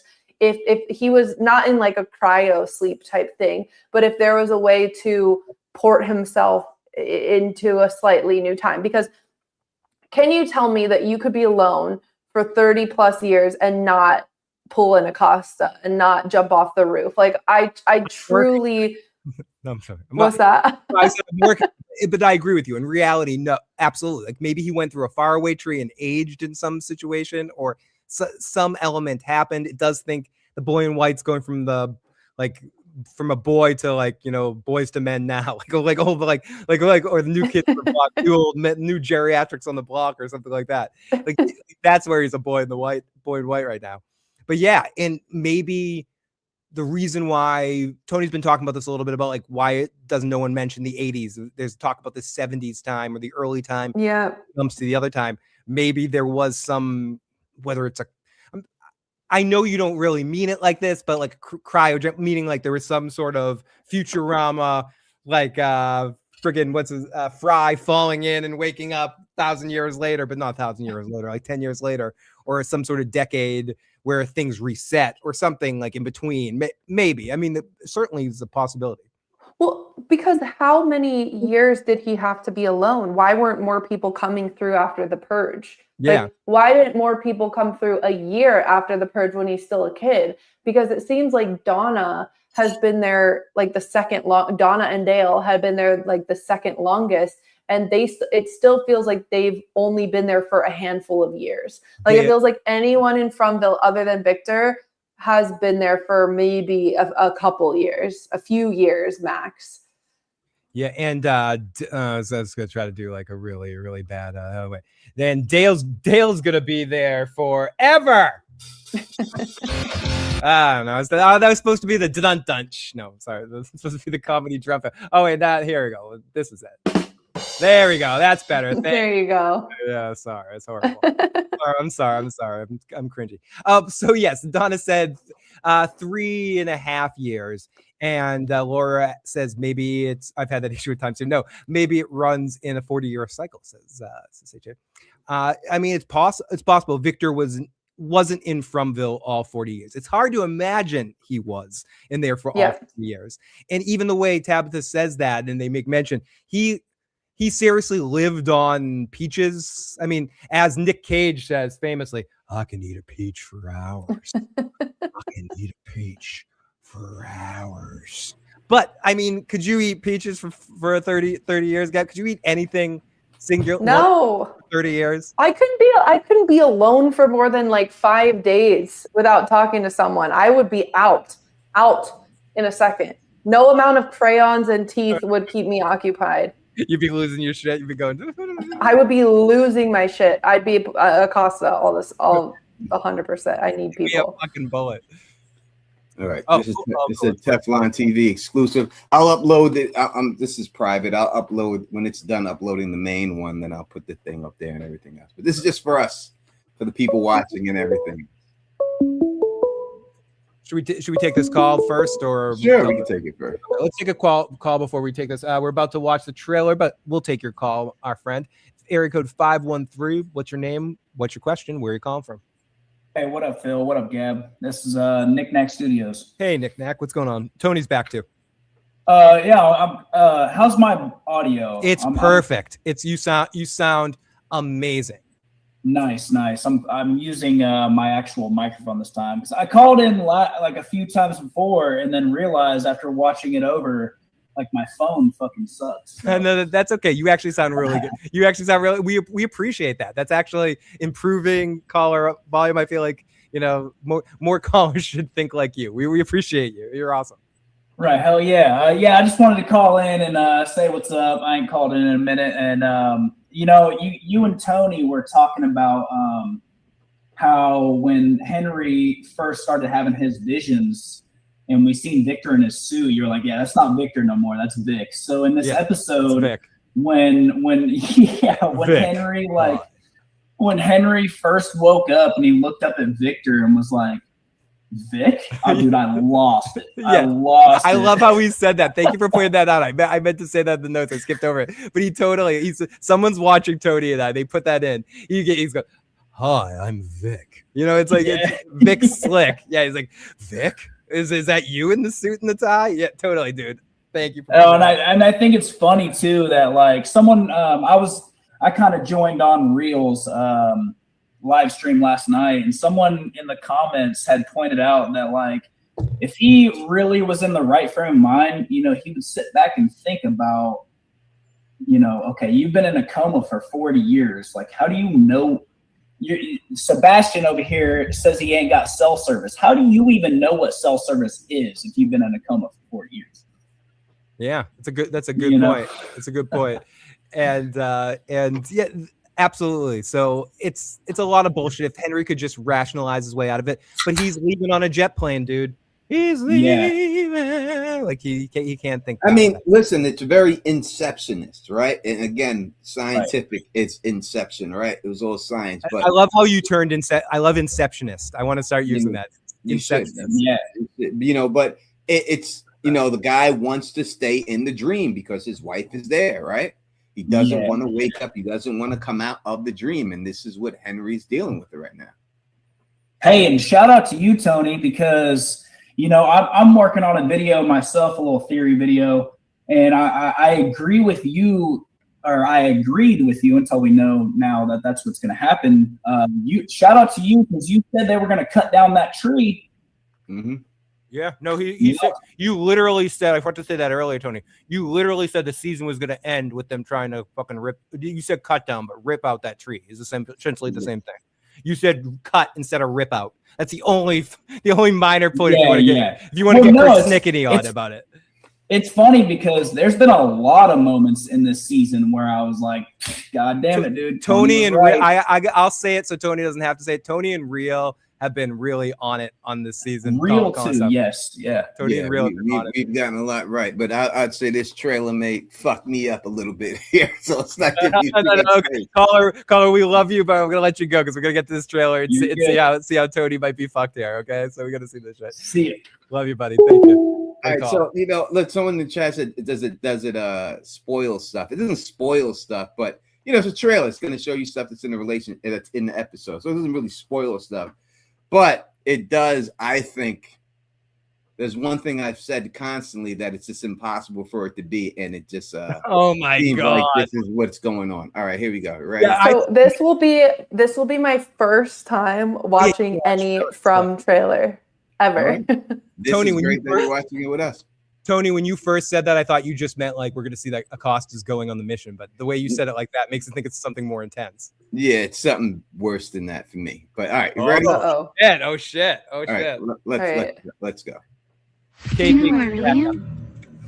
Maybe if you Can look y'all hear closer. it? Can you hear it? The yellow suit, he's back. When the sun comes up tomorrow, I want to be ready to put shovels in the ground. Can you hear it? I hear it in like almost an echo. And maybe, but you can hear it though. Yes. All right. Yeah, you might have to mute yourself if it's. Do you know where I really am? Let me stop. I gotta come back to StreamYard. Let me hit the mute on me. But yes, we can hear it. And Tony is setting this up. People that are listening to the audio cast, what we're doing is we're getting ready to watch the trailer. And Tony's setting it up because making sure it is muted on his end and getting ready to play it. Let's do this. Do you know where I really am? Maybe if you look closer. Oh God. The guy in the yellow suit, he's back. When the sun comes up tomorrow, I want to be ready to put shovels in the ground. Look at those bones. What do you want? You know what the others are doing? Hey, buddy, hey, come on, Do you like games? I love them. I'm playing so many right now.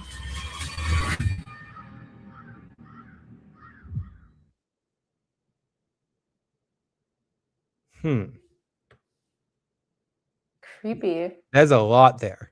There's a fucking lot there. Do you know where I really am?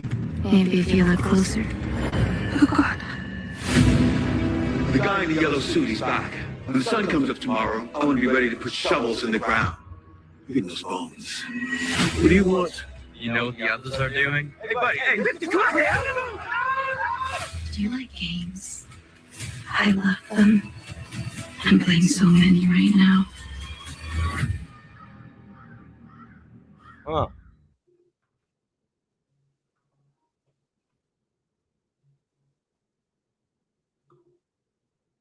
Is that that's not the colonial woman, is it?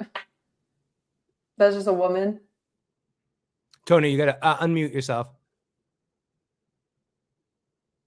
That's that goddamn Clara, who I have said 1,000 times is too insignificant to be anything. Yeah, to be anything, yeah. And she's talking to Sophia like she's in with Sophia. Yeah. Like she says, "Do you know who I am?" Oh, that's and then Clara. And then she says, "Do you know who I am?" And she's like, "No." So she goes, Clara is the mole, not Donna. And she says, "Look at me closer." And then she knows who she is. Shit. You know what that means, Tony? That means you have to eat the chip for Doug. You lose the Doug Hughes bet. Fuck. Doug is coming to collect that. You know the man in yellow is coming to collect that. Fuck. And people that don't know, Tony, besides the bet he made with the audience about the chip with the alien theory, he also in a preseason podcast where the man in yellow himself came and called in, got into a big heated debate with the man in yellow, where he ultimately ended with Tony and him making a bet about who the mole. We were gonna come to blows during that. It got serious. It got serious between you two. It was like I thought he was about to rip your throat out at a point in time, but I believe it was a bet on Donna being the mole. Yes, it was a bet on Donna being the mole. So and I took the bet and so the man in yellow might be collecting here, Tony. Motherfucker. Oh, we got KP calling in. KP, call right one more time, KP. But yeah, Tony, that's serious. I can't believe they even. I'm not going to repeat myself too much, but I obviously say the same thing in circles. They disclose way too much in trailers. Gabby, don't watch trailers anymore. That's why I never watch them. I've never watched a trailer before. Yeah, don't. That didn't disclose Good night, a good lot. evening. Hello, how are you guys? Hey, KP, welcome to the show. Right. First of all, I feel as though what you said to that previous caller was some shade to me. So I'm gonna take offense Me? to that, You think but that I'm you, also you think going you to resemble that? agree that You sound great tonight, KP. them goes- KP, you sound great tonight. Hopefully, but you see, because I did things to sort that out. I got a new iPhone and all sorts of things. So I'm in Cayman Islands right now. I'm not home in the hotel room, but I'm watching I'm enjoying the episode. And let me see, I have notes. First of all, oh my goodness, this I said last week was my favorite episode last week. These are the 7 and 8 are the 2 episodes I actually enjoyed and I actually watched more than once. None of the other episodes I watched more than once. I watched it just to get the beer nutrition out of it because I didn't like the taste. But 7 and 8, I watched them 3 times each, and I have notes. One, is Kenny alive? Yeah, he's alive, 100%. Okay. Now you answer the question. Yes, although it's kind of obvious. Right? Yes, we'll answer your notes, yes or no I, questions. Let's make this like a game, KP. Ask us your questions and we'll answer with yes or no questions. All right, cool. Is Kenny alive? I'll throw them out there, and then we can have a first. Yeah, we'll go me, Gabby, What's the Tony. Deal? Yep. What's the deal with Henry and this hospital business? First of all, is the hospital business even real? Or is that itself a dream within a dream? What do you guys think about that? Because I have 5 questions, so this is the second one. Jesus Christ, 5 questions. What is this? 5 questions. All right, one person will answer each of your questions. I'll answer this one question, KP. I can ask them, and you guys can answer, and we can talk, or I can ask them all at once. Just stop telling us you're going to stick it in and just do it, KP. So stop talking about it and just do it. Right. So that's the second question. So the first one. The second question is, what's the deal with Henry in the hospital? Is that even real?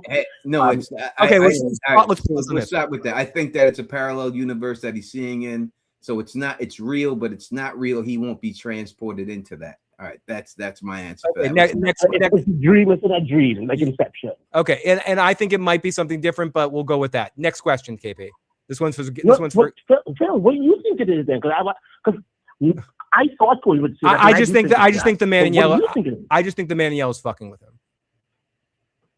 Oh, you think? Okay, so you think it may be a dream within a dream as well, but like it doesn't really matter. Yeah, I had the feeling as though, and Gabby, I don't think we spoke last time. Last time you were on, when I put the TV on, I was like, wait, is Michaela Peterson on the show? And I was like, oh no, wait, that's somebody else. But anyways, what's your thought on that, Gabby? I think that the man in yellow, Sophia, put blood in Henry's alcohol and like cast a spell that something will happen in his brain that will make him think it's a dream. Yeah, you know what? That makes sense because he did mention the LSD trip at some point, so there could be some sort of chemical thing happening there. All right, cool. KP, one second. Tony has to get up at like 5 o'clock in the morning, so give us one more. Give us your biggest one out of all the rest questions. Okay, cool. So the 2 things that for 2 statements. The man in yellow Tabitha scene, I think, was amazing. My favorite scene. I'm still concerned about Tabitha's accent. I think there has to be some significance to her Colombian accent. Perhaps we'll get that at some point. I think about the Henry thing, that they're trying to get Henry to do what Abby did. That's what I think they created this thing to kind of put into his mind that, to get out of there, you have to sever yourself completely. And so that's what I think it is, that they're trying to get him to kill everybody in the village. And the final thing was... fucking Clara. That they played at the end was a song called Blue by Joni Mitchell, who I've never heard about, but it sounds a nice song. And I have it's a song about grief and memory and reincarnation and whatnot. Fucking Clara. And I feel like that song is directly targeted to Man in Yellow because the Man in Yellow is actually in love. Like he's legitimately in love with Tabitha, with Tabitha, or the avatar of his Tabitha that is actually some other person who has been reincarnated a bunch of times. Mm-hmm. And he's actually in love with this woman. And he's trying to figure, but because he's an insane psychopathic monster, there's something he said to Tabitha that was supposed to be like a something he gave or said or whatnot that was supposed to be like a gift. Ding ding, KP, they're playing you the song. They're playing the music. No, but that. So that is my that was my last point there. That I think that. All right, brother. I appreciate you. I appreciate you as always, KP. We love you, buddy. You guys, let me know what you think about that. But the main thing that I think is what is the significance of that Tabitha / Barney Yellowstone? I'm out. There we go. I was avoiding the Jeopardy theme there in that situation, but we'll use that. Quick trigger figure on this one. I listen. Fuck Clara. All right, number one. That's what I have to say. I just don't get it. I don't understand it. I don't know how I was wrong, and it hurts. It hurts to be wrong, and I didn't think she was a big enough character to be something, and it looks like she is. And it's terrible. It hurts my feelings. Well, we'll see how it plays out, Tony. Maybe they're swerving us with the trailer. No. There's no swerve. I mean, when you hear her say, "Do you know who I am?" and she says no, and then she says, "Look in my eyes," and then Clara knows who the fuck she is right from the look in the eye. Shows that she's been a mark and been a agent of the Man in Yellow the whole time. The whole fucking which time. Explains why she's in every scene in the background and the Man in Yellow knows everything. Oh, it sucks. But the only thing that could save you in this situation from a bet standpoint, Tony, is if we find out that Clara isn't the only one. Like this just finds out that this is the way the Man in Yellow puts its claws into people, but Clara might just not be the only one. Maybe she has several people, but I guess if she had Clara, she wouldn't need anyone else in Colony House. It sucks. It's all right though. We'll get through it. You don't want to end this on a down note, but no, we'll get through it. Listen. Maybe Doug Hugh will never come back around again. Yeah, maybe he'll forget about the bet. maybe he'll forget about it. The statute of limitations. We haven't seen him in a long time, so maybe he's not going to come collect on that. We know the statute of limitations of a bet is about a year. If he doesn't claim it within a year, the bet is a year, Phil. Why did a year come out of your mouth? I don't know. I was gonna say 6 months, but I would have been fair. Did you just jump to a year? Let's just say that he's got a week. I'm an asshole. He's got a week. He's got till the season ends. KP wants a last word. KP, last word. Make one more thing to make say it quick. That my book officially went live on Amazon last night. Ooh, so I'm gonna email you guys the links. And also I want to say, Tony, go Knicks, great game. Yes, right. I know you went and see last night. You just I'm really don't know. You saved the call. You say Tony's like that's very much. That was much more appropriate. Yeah, it was appropriate finish. Oh my god! And congratulations to publishing your book. Definitely will buy it. I should have my new book should be out next week.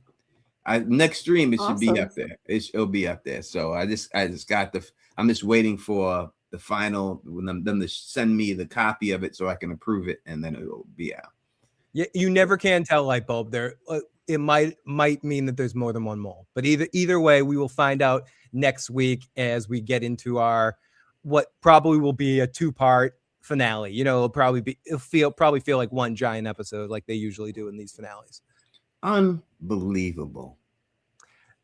Tony, we'll hold past judgment. This is why Gab's right. You shouldn't watch trailers. I know you got to do your breakdown and all that sort of stuff. But I know I can't imagine doing a breakdown after watching a trailer. I would be so sad.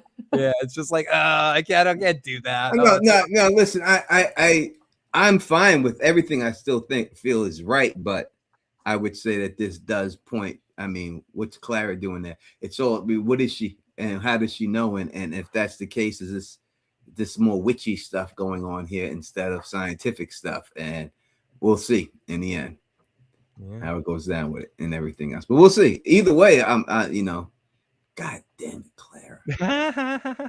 God damn it. Clara, I don't even remember this girl. I binged from so quickly that she did not stick in my brain. She's not a main character, main cast, main nothing. You wouldn't know. She's literally like someone that could be photoshopped, like sitting in a green screen behind, because she's just in every scene in the back, like, hey, hi. Like she when Jade came, I looked. When Jade, I looked her up and I saw like all these Reddit posts, just Googling her. I looked up all these Reddit posts are like, what's up with Clara? She's always in the background. I feel like there's something weird about her. So people have been clocking her for a while, and I didn't even remember her name. I've been trying to shoot her down. Jade stole her bike. I said something last year about her. Jade stole her bike. She got the glass popped in her eye when they broke the thing. I mean, I think that's her claim, her two real claims. She was the glass girl. Okay, that is, it's all coming back to me. It's all coming back to me now. That would be her two main claims of fame in the show. That's it. And in the end, somehow, some way,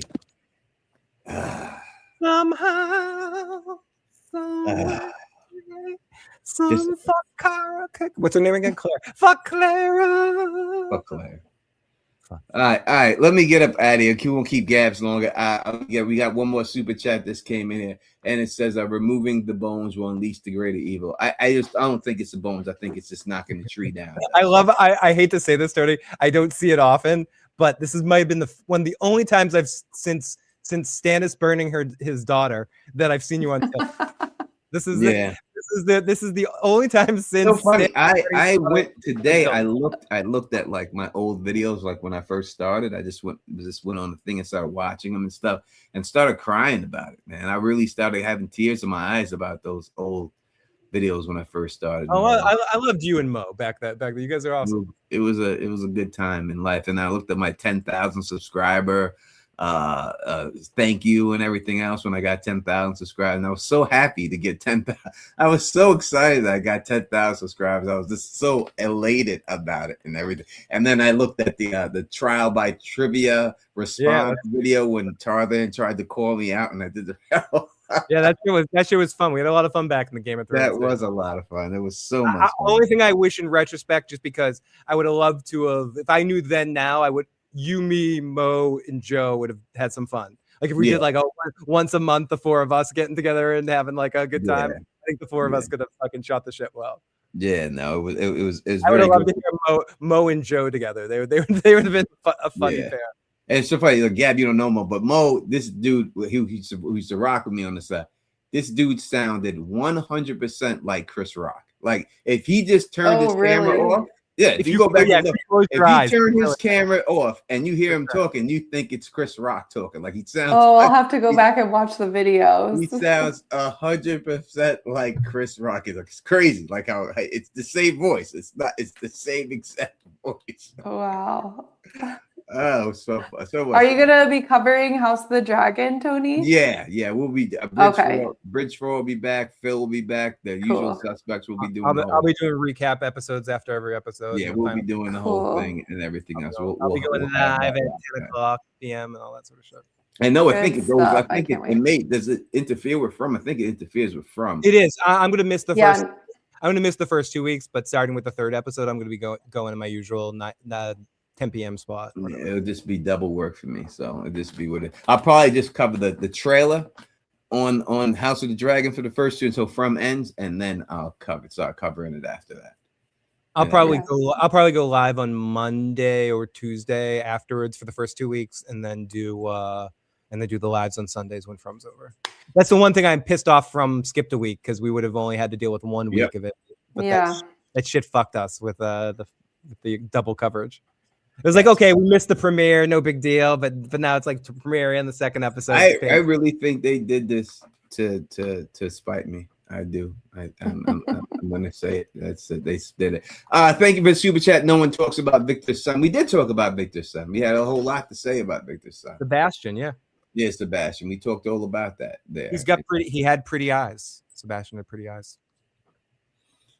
All right. Let's get out of here. Gab, thank you once again for rocking with us. I know we're hard. I'm sorry that I'm on and off and stuff like that and everything, but thank you for rocking with us. We really, really appreciate Thank you for having me. This is so fun, and shout out to the chat. Shout out to everyone in the chat is awesome. Thanks for my sister and some other people coming through. I always have a great time talking with you guys and reading the chat. This was so fun. Who was your sister? Who was she?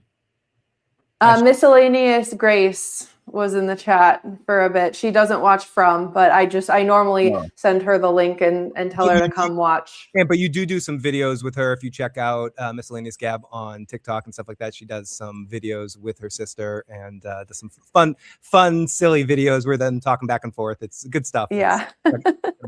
I don't want to ruin the fun by saying it, but there's some good stuff. It's entertaining. She's coming to visit me in a couple of weeks, so I might force her to do some more funny, silly videos with me. You guys are funny together. You guys are good together. I think I'll make her smash or pass the From characters with no context. That's what I'm gonna have her do. Yeah, you were doing some other shows with that stuff too. It was pretty fun. Okay. That's what's up. Shout out to Bridge 4. Indeed, 100%. We'll have Bridge back on. We'll have Gray Area back on. We'll have the whole Direwolf City podcast. Have you talked to Bridge, or are you just gonna guilt him into it? Bridge is doing it. That's just what it is. Okay, the second one. That's what it is. I'll go to New Jersey to his crib, and that's right. I'll drive you. We got Think Story in the building. Rock. Oh, great. Thank you, Think Story. Did you see I wonder if he did he see the trailer that we dropped? Did you see the trailer, Think Story? If you didn't see it, I'll run it one more time if you didn't see it. But I think he probably was in there and seen it and stuff. We know all that. But it's terrible. I'll upload the trailer. I'll have it uploaded tonight and stuff and everything else. No, she hasn't seen it. All right, we'll run it one time for our boy Think Story, so we could see it real quick. And I'll have it uploaded on my channel right after this stream is over. Why is it? How do I go back to that? Is this one? No, not that one. This one. That one. Yeah. All right, here we go. Let's run it one time for Think. All right, real quick. What was that? Why did it do that? Because YouTube sucks. Oh no, I shouldn't say that out loud. Demonetized. Do you know who I really am? Maybe if you look closer. Oh God. The guy in the yellow suit, he's back. When the sun comes up tomorrow, I want to be ready to put shovels in the ground. Look at those bones. What do you want? You know what the others are doing? Hey, buddy, hey, come on here! Do you like games? I love them. I'm playing so many right now. And there it is. That is the penultimate episode. You're one sentence. Not you, buddy. Oh, let's shut it down. That's it. That's the penultimate episode popping up right there. And everything. She's shady playing too many games. I'm playing way too many games. Yeah, you are. You're someone's gonna notice your game playing. You're playing Clue, Monopoly, Hungry Hippos, Scrabble, like friggin' Boggle. Like I can name 20 more. Friggin' Cranium. Yeah, you're playing them all. How the hell is Clara the mole? How is it possible? There's going to be so much to discuss the next couple episodes. Crazy stuff.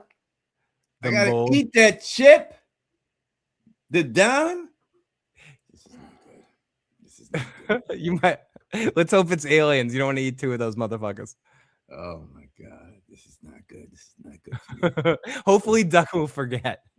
I'll have that trail uploaded as soon as I get out of here. It should be done by now. Again, Gabs, thank you so much. You're welcome anytime on this channel. Everybody, I think we put it in there again. You know what I mean? So subscribe to her channel. We put it in the chat. We'll put it in the chat again. You know what I mean, and stuff. And please subscribe to her channel. It's very worth it. She puts out great content and everything else. So support her for everything that she does. She's a really cool people. So let's support cool people in this world, especially on YouTube. It's a hard grind and everything else. Real hard. Thank you guys. Thanks so much for having me. It's so fun as always. I appreciate all of you. All right, I guess that's it. All right, if you like the way we do this, please thumbs up this, spread this across the realm, and of course, subscribe. And until next time, you know what it is. Peace and stay sexy. So, like, if Acosta had to create her perfect man, like an avatar,